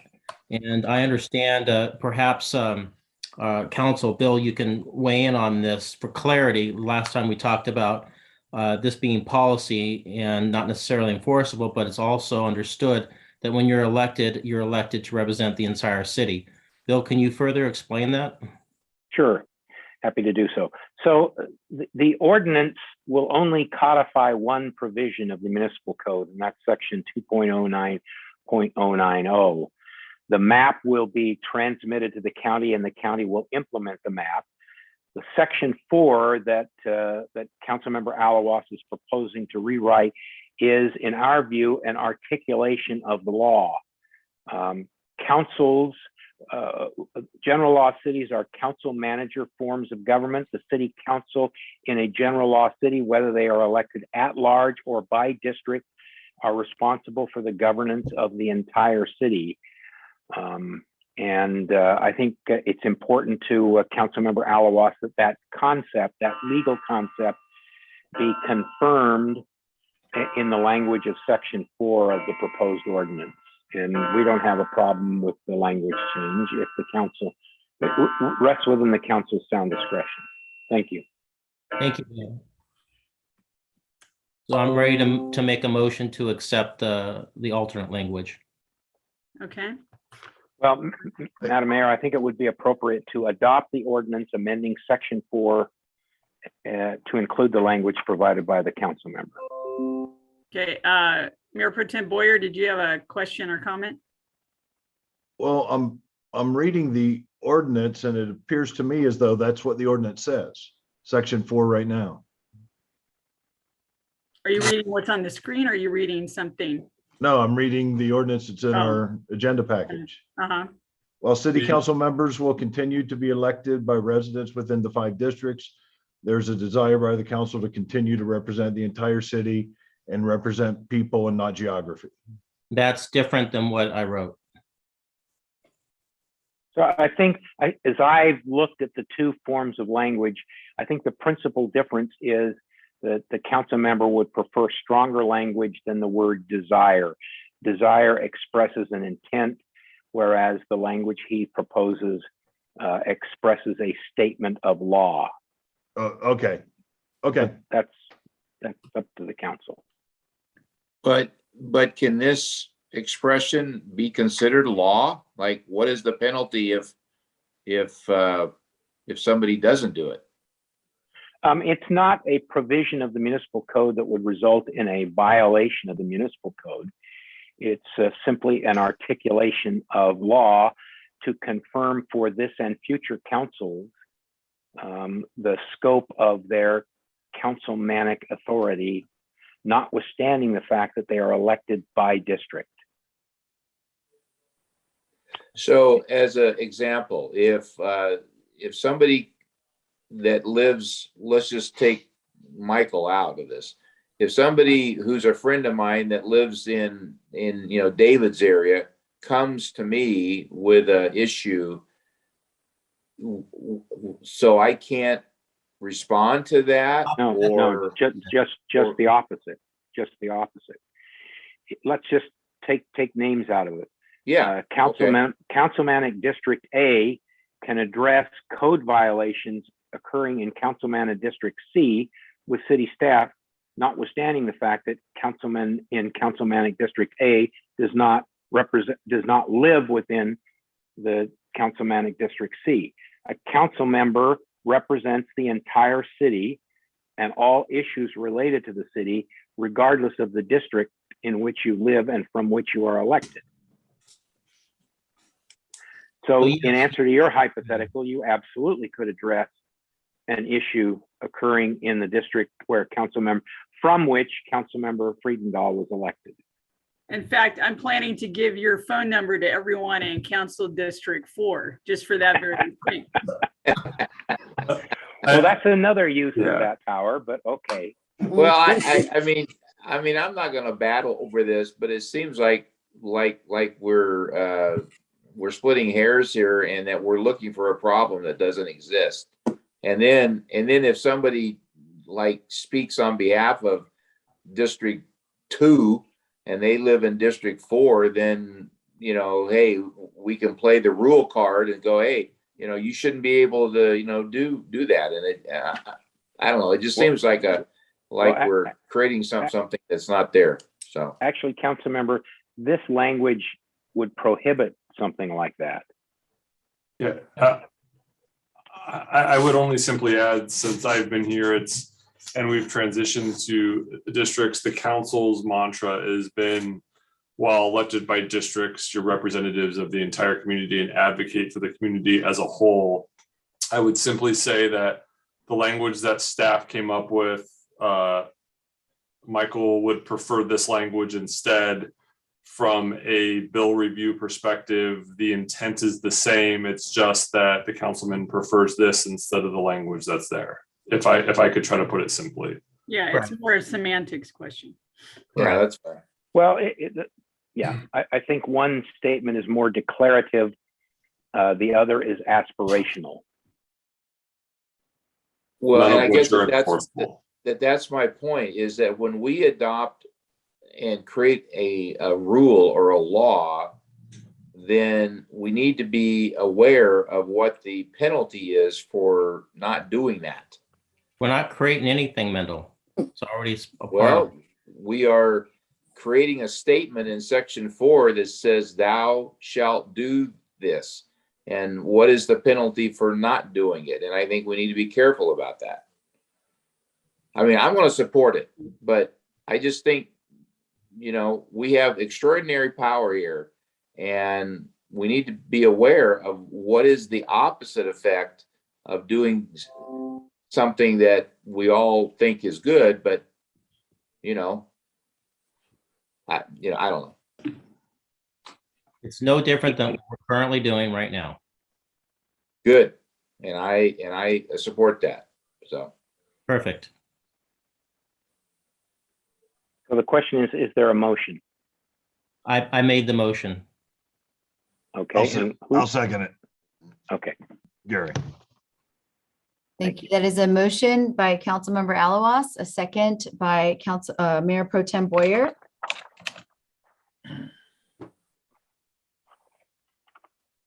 To adopt ordinance number To adopt 265. ordinance 2065, entitled an ordinance of the city council redrawing councilmanic district maps, confirming such revised councilmanic district boundaries as reflected on the attached map redistricting 2020 with changes to section 4 as outlined by Councilmember Alawas. Councilmember Alawas. Yes. Councilmember Thompson. Yes. Councilmember Friedendahl. Yes. Mayor Pro Tem Boyer. Yes.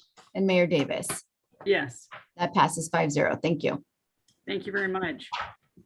Right, that takes us to member agenda items, which we have none, unfinished business, which we have none. That moves us then to new business.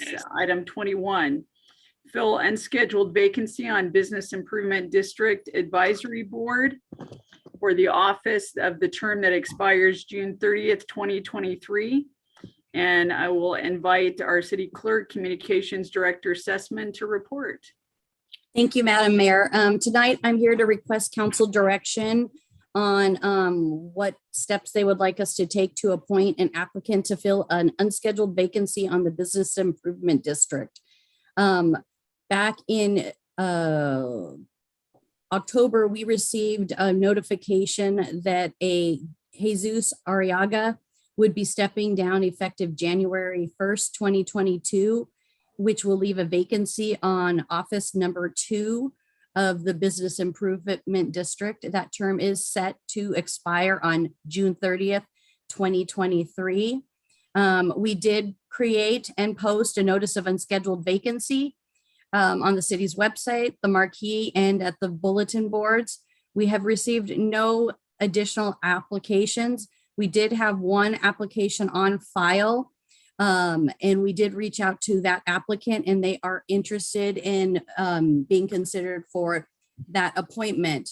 There are three options before you tonight. The first option is that since the number of applicants is equal to the number of available seats, dispense with the formal interview and balloting process and appoint Don Nolan of Glendora Eatery to fill the unscheduled vacancy on the Business Improvement Advisory Board, office number 2, with a term, an unexpired term that will expire on June 30th, 2023. Option 2 is to direct staff to schedule interviews with the 1 applicant on file, or 3, provide additional direction to staff.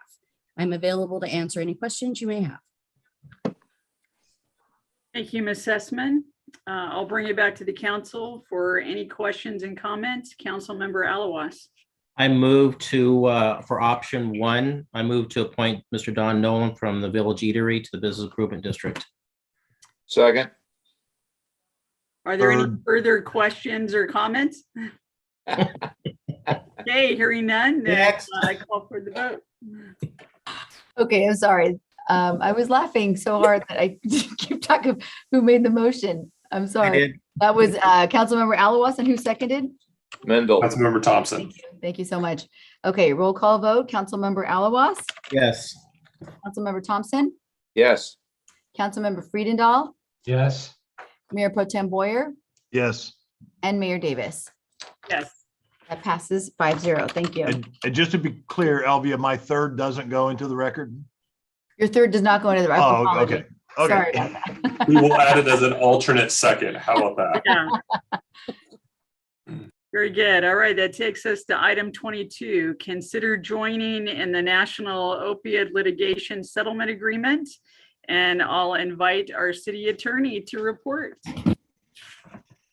Thank you, Madam Mayor and members of the council, ladies and gentlemen. You know, we were just on the topic of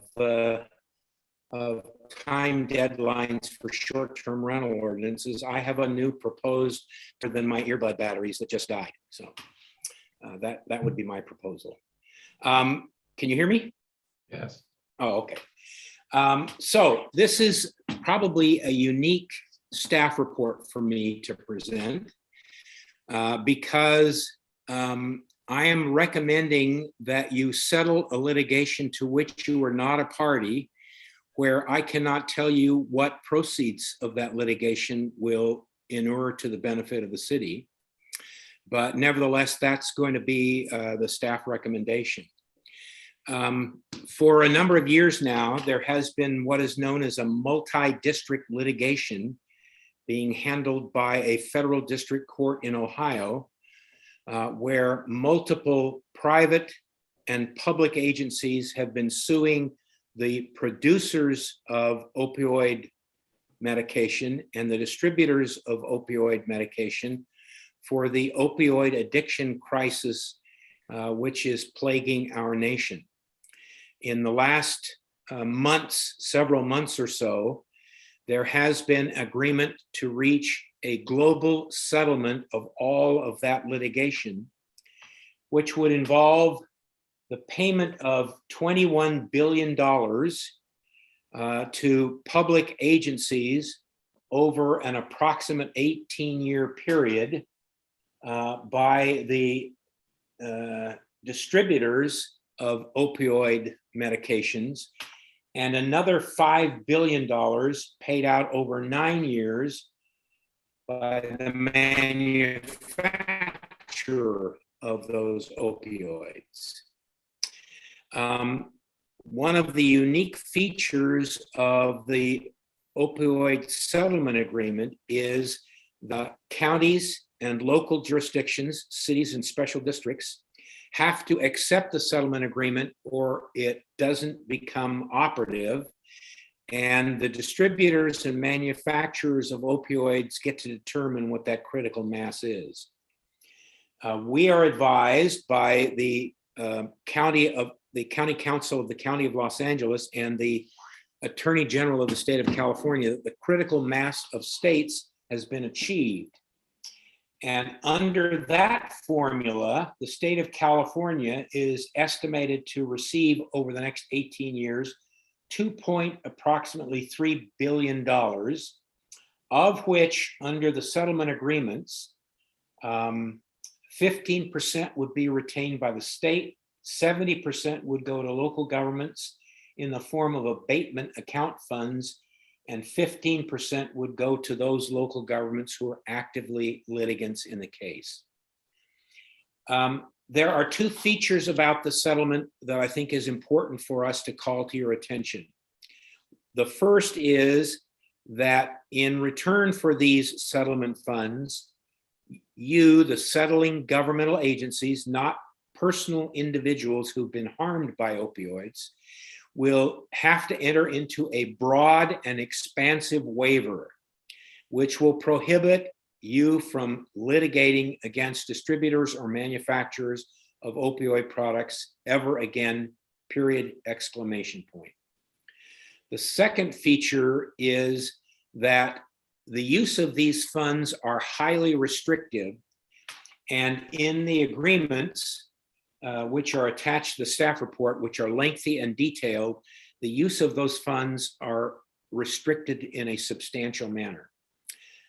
One additional point I think that needs to be made, and that is, if the council elects to participate in the litigation settlement, the presumption is that the local dollars that would flow to each individual city will automatically be given to the county in which the city is located, unless the city or local agency opts to retain those funds for themselves. The deadline to enter into this settlement agreement is January the 2nd, and it will require adopting the attached resolution to the staff report, as well as entering into the various agreements that are related to it. The question then becomes, how much money will the city receive? I can't answer that question. Nobody can actually answer that question, probably for another couple of months. But if you had the time and the inclination to look at the implementing agreements, you'll see your fractional percentage of those funds that are allocable to you under the formula. So unfortunately, I can't tell you what the proceeds will be to Glendora. We've talked internally with your staff about whether the city's inclined to exercise its option to retain whatever funds they ultimately get for themselves. And I think the feeling on the part of your chief of police, at least, is that there are enough opioid-related activities that would be consistent with the terms of the settlement agreement that the city would be inclined to exercise its option to retain its share of the settlement funds, which will come into the city gradually over a period of 18 years. So the action before you then, I think if you saw your staff report, would require you to take 7 separate actions. And the Attorney General of the state of California urges every city to become involved, and the County Council of the County of Los Angeles urges every city to join in the settlement agreement. I think with the presumption that most of that money is going to come to the county for use in opioid treatment and opioid-related mitigation measures. With that, I'm pleased to answer questions. Thank you very much. I will bring it back to the council for comments or questions. Councilmember Thompson. Bill, just one question. So if we say yes now, is there any sort of an exit ramp that we could change that vote, say in May, after we've heard more, we've seen what we're going to get or not going to get? Or is this a binding vote, and once we vote yes, then we're in for life? It's the latter. Once you vote yes, good for a dime, in for a dime, in for a dollar. You couldn't back out of the settlement. In fact, if you don't settle, one of your options would be to become a litigant in the Ohio Federal District Court case, but we would have to be ready to go to trial, looking at my footnote, in 4 months, which would be impossible. So the Federal District Court is basically saying you either are in or you're not going to participate in the settlement, but you're also not going to participate in the litigation. So Okay, I would say yes, it's funds that I'm sure that a police especially could use. I think that if staff feels like it's something that we should do, then I would support that. This is a tragic curse on our people, the country that we have. And if there's any way that we can try to mitigate this and be a part of being able to rescue folks from this, then I think we should do it. So that's where I stand. Thanks. Council member, I would add one other slight out. Okay. You raised that issue. It is at least theoretically possible that we could elect to retain those funds ourselves. But once we see the amount of money we get and see the uses to which we could put them, it may be that we simply don't have the staff or the expertise to implement the mitigation measures that are authorized in the settlement agreement. And at that point, we could say, you know what? Thank you very much, but we'll let our share of the settlement fund go to Los Angeles County. Although I can't, Okay. I'm not saying that out loud, but that Yeah. would be an option. Well, and that was my point, because if we're only going to get, 10 grand, I'm not sure that all of the red tape is worth it. But so that's why that I was asking, Right. is there a, exit point? Oh, I see. Okay, well then. Yeah. I Okay. misunderstood your question. Yeah. Yeah, I think that's a fair point. Okay. Thank you. Yep. Councilmember Friedendahl. Yeah, thank you, Bill, and thanks for the report. I agree that it's a worthy cause that we need to have some resource to help the people that will need it. Managing it could be a nightmare, and I hope there's a young staffer on the call that will write down what happened, so 18 years from now, they understand why this funny money keeps showing up and how to deal with it. But yeah, I support that we join the cause. Thank you. Councilmember Alawas. Thank you, Mayor. Adam, perhaps you can help answer this. When going through looking at the staff report, it looks like there's an awful lot of reporting and paperwork that has to get done. If we let the county do this, do we have any idea, one, is what their take or slice on top by a percentage will be? No. No idea. Or will we be able to find that out for months yet? There's no formula that's been put out there at all. There is a formula. There is a formula, but For each agency, yes, but if the county took it, yeah, that we will know. So assuming that we let the county do all the paperwork, because I don't think we have the bandwidth to do that, the levels of reporting that's left, do we have the bandwidth, to Mendel's point, to implement and manage that, not knowing what we're going to get out of it? Yeah, I mean, I think part of it is understanding the total amount of money that's there, and if then the county wants to take more responsibility, that we can make that decision. But like any grant, the city staff is familiar with federal granting process, which generally speaking is every bit as complicated as whatever this settlement's going to be. There's going to be reporting requirements, et cetera, et cetera, et cetera. So I think the bigger thing is staff will be able to look that up and handle it. And I think this is a long-term payment schedule. I think, Bill, you indicated the payments are over almost a 20-year period. Yeah, right. So once we have it up and running 1 year, it's just a continuing practice of those funds. And if we can get some of the money directly in talking with the police chief, we could use any and all money to help fight this. So the question is going to be is, do we participate? Do we participate with the county being the lead, or do we participate the city being the lead? Well, it sounds like that could be answered later. First question is, do we participate? Well, I think that we have to make the decision. The presumption is that if you participate, the money is going to go to the county unless you elect to the contrary. So if you're interested in participating, then we ought to take that action. If you think there is a possibility that we can use those funds locally, then my suggestion and recommendation would be to opt to take the money. And as Councilmember Thompson raised, we could decide, once we know how much money is involved, what the uses of that money can be put to, and the reporting obligation for the use of those monies, whether it's worth our time, effort, and energy to use it locally. If not, we'll give it to the county. So what's our deadline to decide how we're going to implement the funds, to the county or ourselves? It will be after the funding mechanism has been finalized and our share of the funds are known.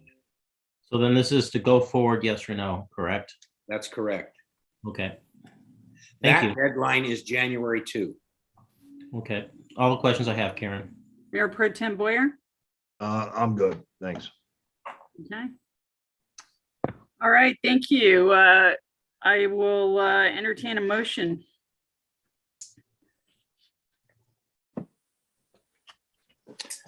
Well, I would move that we take the necessary steps to join this settlement. I'll And second. Bill, you may want to clean up what I just said if I there's. think it just adopt the 7 staff recommendations. Okay. With the option of the city, at least for the time being, electing to retain its share of the settlement funds. That sounds good. And Michael, thank you for supporting that. My pleasure. Okay. So that is a motion by Councilmember Thompson, a second by Councilmember Alawas. I'll take a roll call vote. Councilmember Alawas, Yes. Councilmember Thompson, Yes. Councilmember Friedendahl, Yes. Mayor Pro Tem Boyer, Yes. and Mayor Davis. Yes, That passes 5-0. Thank you. thank you. All right, thank you, Mr. Winder.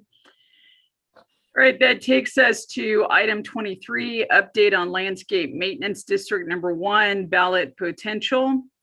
And tonight to talk to us about that is landscape contract supervisor Andrea Miller. Welcome. Thank you. Good evening, Mayor, City Council. Excuse me. I'm here tonight to provide an update in regards to potential balloting of 4 sites that were previously detached from Landscape Maintenance District 1. Next slide, please. In 2018, the district was made up of 11 zones. At the council meeting of February 13th, council authorized staff to move forward with the Prop 213 balloting assessment measure to increase assessment rates on 8 of the 11 zones as they were underfunded. The ballots were subsequently mailed out on May 25th, and during the July 10th meeting, the ballots were tabulated and the results were announced. Of the 8 zones balloted, 8 were approved for the increase and 4 were rejected and ultimately detached from the district. Since that time, we've received interest from residents within these detached zones about going out to ballot and possibly rejoining our district. At the May 11th meeting, staff discussed sending out surveys to residents to get resident feedback to determine whether or not we had sufficient enough interest to move forward with the balloting measure. And tonight we are going to look at some of these results. Next slide, please. Okay. These are the ballot results from the July 10th, 2018 balloting that we went through. These are the 4 zones that were detached. We have Sierra Madre, Bannon Arrow, Craigmont, and Greenfield Court. And you can see their voting there. So as a result of them being detached, the assessment levies were discontinued and maintenance was discontinued as well. Next slide, please. Okay. This slide shows the Zone 2, Sierra Madre. The area that is highlighted in yellow and outlined in yellow are the homes that consist of the zone. And then the green strip across the top is the actual landscaped area. Next slide. And this slide shows some of the current landscape added cities, I think, with this week, it was taken this week. Next slide, please. Okay, next we have Zone 3, Bannon Arrow. And if you can see the overhead on the left, the yellow area outlines the homes that are within the zone. And then again, at the bottom, we see the 2 green shaded areas, and those are the landscaped areas. And then to the right are pictures of the landscaped areas again. Next slide. Here we have Zone 11, Craigmont and Idlewild. This consists of 2 islands at the north end of Craigmont. And if you see the outlined area, those are the homes, and then the 2 green slashes towards the bottom middle of the screen represent the 2 islands on Craigmont. And then there are the pictures. And next slide. Here we have our last one, Zone 15, Greenfield Court, outlined homes in yellow, and the green areas, shaded areas to the right and left of the street are the landscaped areas. And next slide, we have some pictures of Greenfield Court currently, and then one more slide, a few more pictures of it. Its current condition. All right, next slide, please. So here are the results of the survey that we recently sent out. As you can see, we have Sierra Madre, West Sierra Madre. We mailed out 108 surveys and we had 33 returned. And then we have a count of the yes and no's, count and then the percentage of the yes and no's based on the 3 questions that we asked. And those were 3 questions where if the residents were interested in going through the ballot process again to rejoin the district, if they were willing to pay a tax increase to maintain and improve the zone, and if they were interested in attending virtual meetings for further engagement and understanding of the balloting process. Next, we have Bannon Arrow, where we mailed out 14 surveys and received 28 back. And then we have Craigmont, we mailed out 18. So there are 18 homes in that zone and we received 9 back. And then there's Greenfield Court, where we mailed out 33 and received 6 back. And again, these are all the numbers for the questions that they responded to. Next slide, please.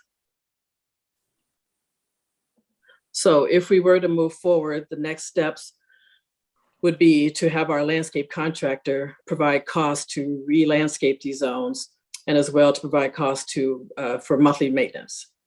We would also conduct 3 public outreach meetings to further engage with our residents and get their feedback on our plan moving forward. And then the ballots and notices would go out 25 days before the public hearing, which would be in May, so that by July, we would be in line with our normal annual assessment reporting. Next slide.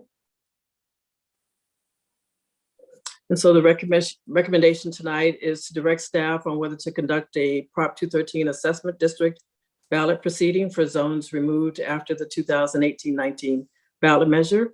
And then if directing staff to proceed, to direct staff on which zones to ballot, and then authorize the Administrative Services Finance Director to make the necessary budget appropriations. That concludes my report. I'd be happy to answer any questions. Great. Thank you so much. You're welcome. I'll bring it back to council for comments and questions. Councilmember Friedendahl. Thank you. And I will admit, I was not paying attention to part of it. When you showed the picture of the zones, I woke up and realized, for example, on Sierra Madre, it's a much greater neighborhood. I was just thinking it was the properties that abut those particular spots. So shame on me. I guess that helps clarify why so few people are interested in maintaining it, because they don't touch it.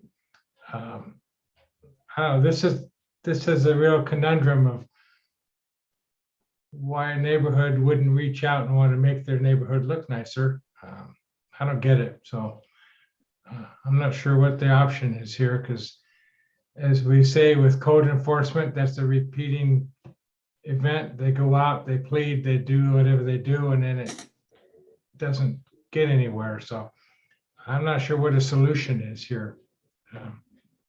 I might suggest if you just pave it over or DG it over, or hard time, one-time costs, eliminate the landscape and let the neighborhood look at dirt, I guess. That's sad to say, but maybe that's what they want. Especially if they want to engage. Yeah. It's kind of hard. looking for ideas here, so. Yeah. Yeah, any others? Councilmember Thompson. Well, I think I agree. It's a situation that continues to haunt us like a bad rash. It continues to come back. But obviously, 2, 11, and 15 are willing to pay. It seems like that no one wants to take the time to fill out anything that the city sends them. But at least those areas, at least from what I read, that they would be willing to pay and have a additional tax. So I don't know if we should just take that as our bet and direct staff to canvass them and have them vote and eliminate 3, because they were the one zone that said that they didn't want to pay. So I agree that we should just either let that one go or you know, whatever. The only other way is maybe, is there a way that the city could take a, you know, control of the property through some sort of real estate deal, you know, easement, something like that, so we can we have the say so. But I'm really not wanting the city to have to go back and cover the cost of all of these zones. So I would say, just cutting to the chase, let's go with the zones that are willing to pay and leave zone 3 just to hang, and maybe someday they will come back to us. So that's what I would say. Thanks. Okay, Councilmember Alawas. I'll cut to the chase, Mendel. I move our staff recommendations 1, 2, and 3 with the inclusion of zones 2, 11, and 15 for recommendation 2. Well, I would second that, but because I think that's what I just said. So good. Thank you. Read your mind. Mayor Pro Tem Boyer, did you have anything you wanted to say? Well, before we, you know, make determinations onto what these people's opinions are, it's important to know that, you know, in zone 2, there was only less than 1/3 of the people responded. So when we're saying that we think they're willing to pay, we got 50% of 1/3 of them. So basically we have 1/6 of the people that live in that neighborhood saying they're willing to pay right now. And we got similar returns from the other ones. So I wouldn't be confident that overall, the fact that other people didn't even respond to our survey tells me that they're probably not engaged, which tells me they're probably not going to be willing to pay. So I'm not as confident that we have 3 zones that are going to be willing to do something here. Question I have, do we have residents in these neighborhoods that are, let's say, like community leaders that, you know, I look at this and I'm thinking we should probably put the task of making this happen back on them as opposed to it being on our staff. So if we've got people in the neighborhoods that are passionate about them, would it be possible to get them to say, okay, guys, you need to step up, you need to get support for this and come back and convince us that we need to go through this process before we spend a lot of taxpayer money and staff time on doing another ballot measure that may end up failing again? I mean, is that an option? I don't know. So most of the concerns we've heard are out of the Sierra Madre area, and I'm not sure if we've heard, and Andrea, you may know if we've heard from any of the other 3 areas, but when those zones failed, staff went through and pulled out, you know, a lot of the landscaping that was there, turned off the water, so we weren't incurring any additional costs in those areas. Are you familiar off the top of your head if we do have any local residents in any of the areas that have really taken up the lead to try to make this happen? At the time, I know I have some contacts for 1 or 2 people in Greenfield Court that were interested in going through the neighborhood and talking to everyone. Craigmont, there was absolutely nothing. Right. Yeah, and I know a couple people that have reached out on Sierra Madre, and I think what you're looking at is, you know, homes developed in the 60s when that was a condition of approval, and in lieu of an HOA, they had this landscape maintenance district, and it just wasn't maintained, you know, and when the ballot measure failed, you know, a lot of the stuff happened pre-Prop 218, obviously, and the rules were just different at that time. So I don't know, Councilman, if it's more work on staff's end to try to go out and seek these individuals and help them carry that water for us, or if it is going through noticing everyone, holding community meetings again via in person or in Zoom and walking them through. We could go ahead and get cost estimates for maintenance ahead of time, so we have a better idea of what the actual cost may be in these areas. Sierra Madre last time we had it was about $55, I think, if that was accurate, or what we were proposing to put in per house. And maybe because we've expanded our landscape maintenance areas, it'll be cheaper overall. But it's going to be, I believe, either way, an equal amount of staff time. It just depends if we incur the $13,000 with our engineering firm to move forward with some of the other estimates. Okay, another question on zone 11 up on Craigmont and Englewild. We own that property, right? Well, it's 2 islands, so we maintain those 4 times a year, just included those in the gas tax funds. So those have been absorbed into gas tax money. I think a lot of it, Gary, is it was a condition of approval of those homes way back when. Yeah. Okay, so I mean, I look at that and I think we probably should be responsible for maintaining that. The other 3, the properties are privately owned, and I think it was Mendel asked about the possibility of having that. Who is on title to those properties? I mean, if we looked it up on title, is there an association? Is it individual homeowners? Do we know actually who owns those parcels that are not being serviced? I don't believe there's one particular owner. I think it would be all of them. That was part of the conditions at that time. I'd have to look at that, Gary, honestly, to take a look at better. They're each of those neighborhoods is slightly different too. Yeah. Yeah, because Well, some of those look like they could be absorbed maybe into the adjoining properties, us giving an easement to them, and rather than the other way around. And that's what I'm thinking about with the Banna and Arrow and the Greenfield Court.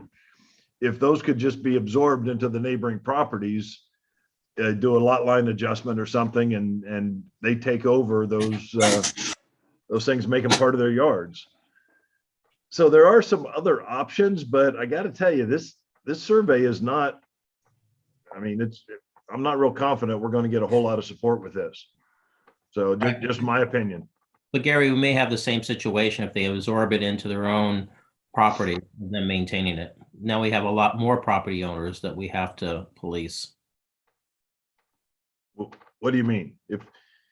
If one homeowner took possession of that property, it would then be their yard.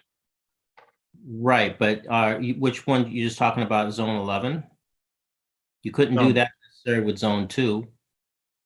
You could do that with Zone 3 and Zone 15. But we talked about Zone 2, 11, and 15. That's what the motion is. No, I understand. I'm just pointing out other options. What's So less we're making a expensive? motion before we finish discussion. Yeah. So Well, and there's not a second for the motion yet, so you can Yes, there is. continue your Yes, discussion. there is. Mendel seconded it. Oh, okay, sorry. I didn't hear Mendel. So, but anyway, just some different ideas out there. I don't know what to do. I would expect our neighbors would be more interested in taking care of their properties in this. I would too. You might look at what's less expensive, scraping it or doing a ballot. Somebody's still gonna have to maintain that. In the long run or now?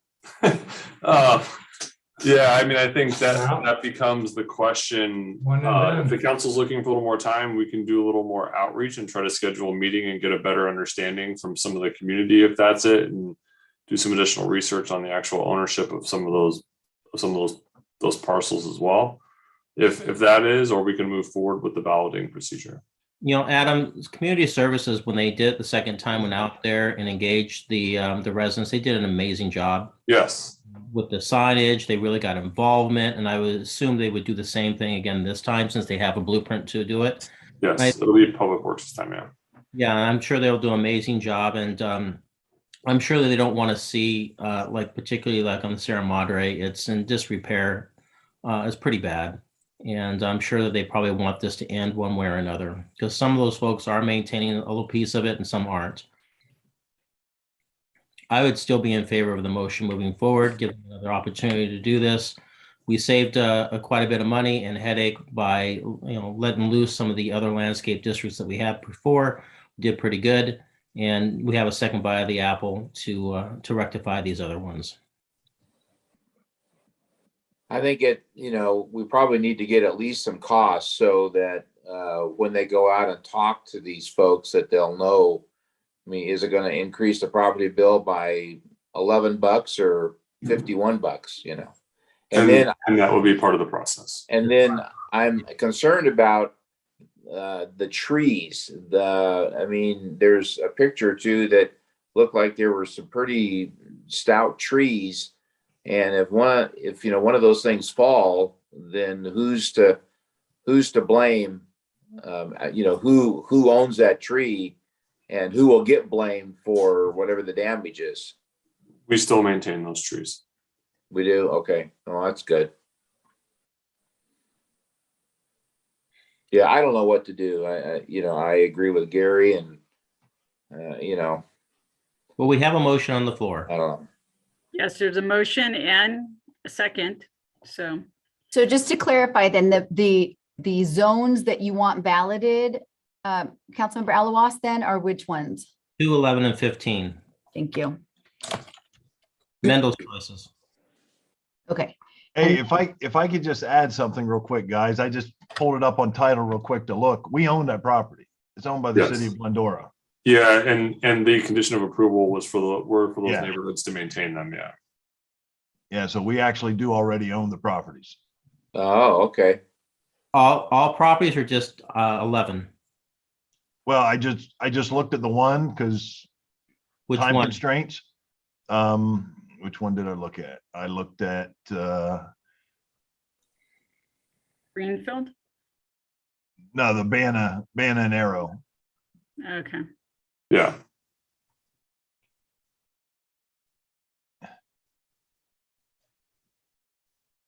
I know we have a motion on the table. I'd like to recommend that we readdress this when we have a little bit more information, because I think it'd be good to know 100% for sure who owns all of the properties, because up on Sierra Madre, I think each one of those homeowners that back Sierra Madre owns that property out onto, behind the wall. They just don't know it. Yeah, that was my thought. And then when I saw it goes clear down to Leodora, that was my surprise. So assuming that they own that, Adam, how many letters have gone out to the owners to maintain? 4. And they have not done anything, correct? Sometimes they do, sometimes they don't. Sometimes you get a neighbor that takes a weed whacker and takes out a bunch of the area or not. I know the city's participated as well. Whether it was community services or public works, we've included comprehensive letters, past actions, parcel maps of the property. I'm sure Andrea could tell you all the letters, but I believe we've sent since 2018 4 individual communications. I know 2 in 2018, I believe 1 in 2020 and 1 in 21. So regardless, maintenance has not been occurring by and large. It is iterative. How about that? Okay, good word. got water today. Got a lot of water today, which I'm not sure helps the situation, but yes, it got water. As I say at the cemetery, can you hear those weeds growing? So we have a motion and a second. So I would offer that we either vote on that motion and vote it up or down, or if there's a substitute motion that wants to be made. Okay, let me make a substitute motion that we table this to a future meeting so we can get a little bit more information. We've been dealing with this for 3 years. How much more information do you need? Well, I would like to know if we own the property on Sierra Madre. Again, as part of the agreement for them to maintain, it's superfluous if we own it or not. Is there a second for the substitute motion? Yeah, I'd like to learn more. I'll second that. Okay. So Gary, I do like what you're saying. So what would we learn? Would we learn the price and who owns it, or just ownership? Well, I mean, I think the conversation is if we discover that we own these parcels, maybe we should just be taking care of them. Yes, there was an agreement made when the homes that were built, but the fact that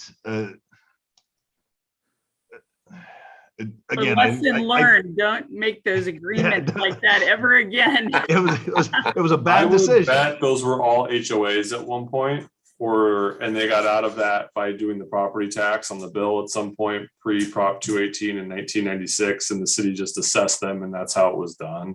Yeah, probably. But I don't have those details, and I don't think any of us were here at that time. So we would be happy to do some research on conditions of approval way back when and look at the owner of record. I believe, Gary, you are right. We will actually own a couple of those parcels. I believe another one as well, similar to Arrow and Bannon.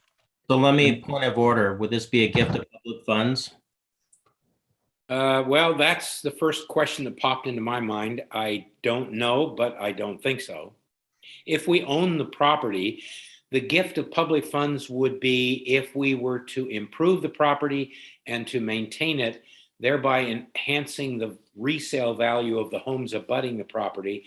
I don't think that's a gift of public. So we have a similar issue in one of the communities that abuts the Gold Line property, where the HOA and property had to build and maintain a linear park, but the city technically owns it.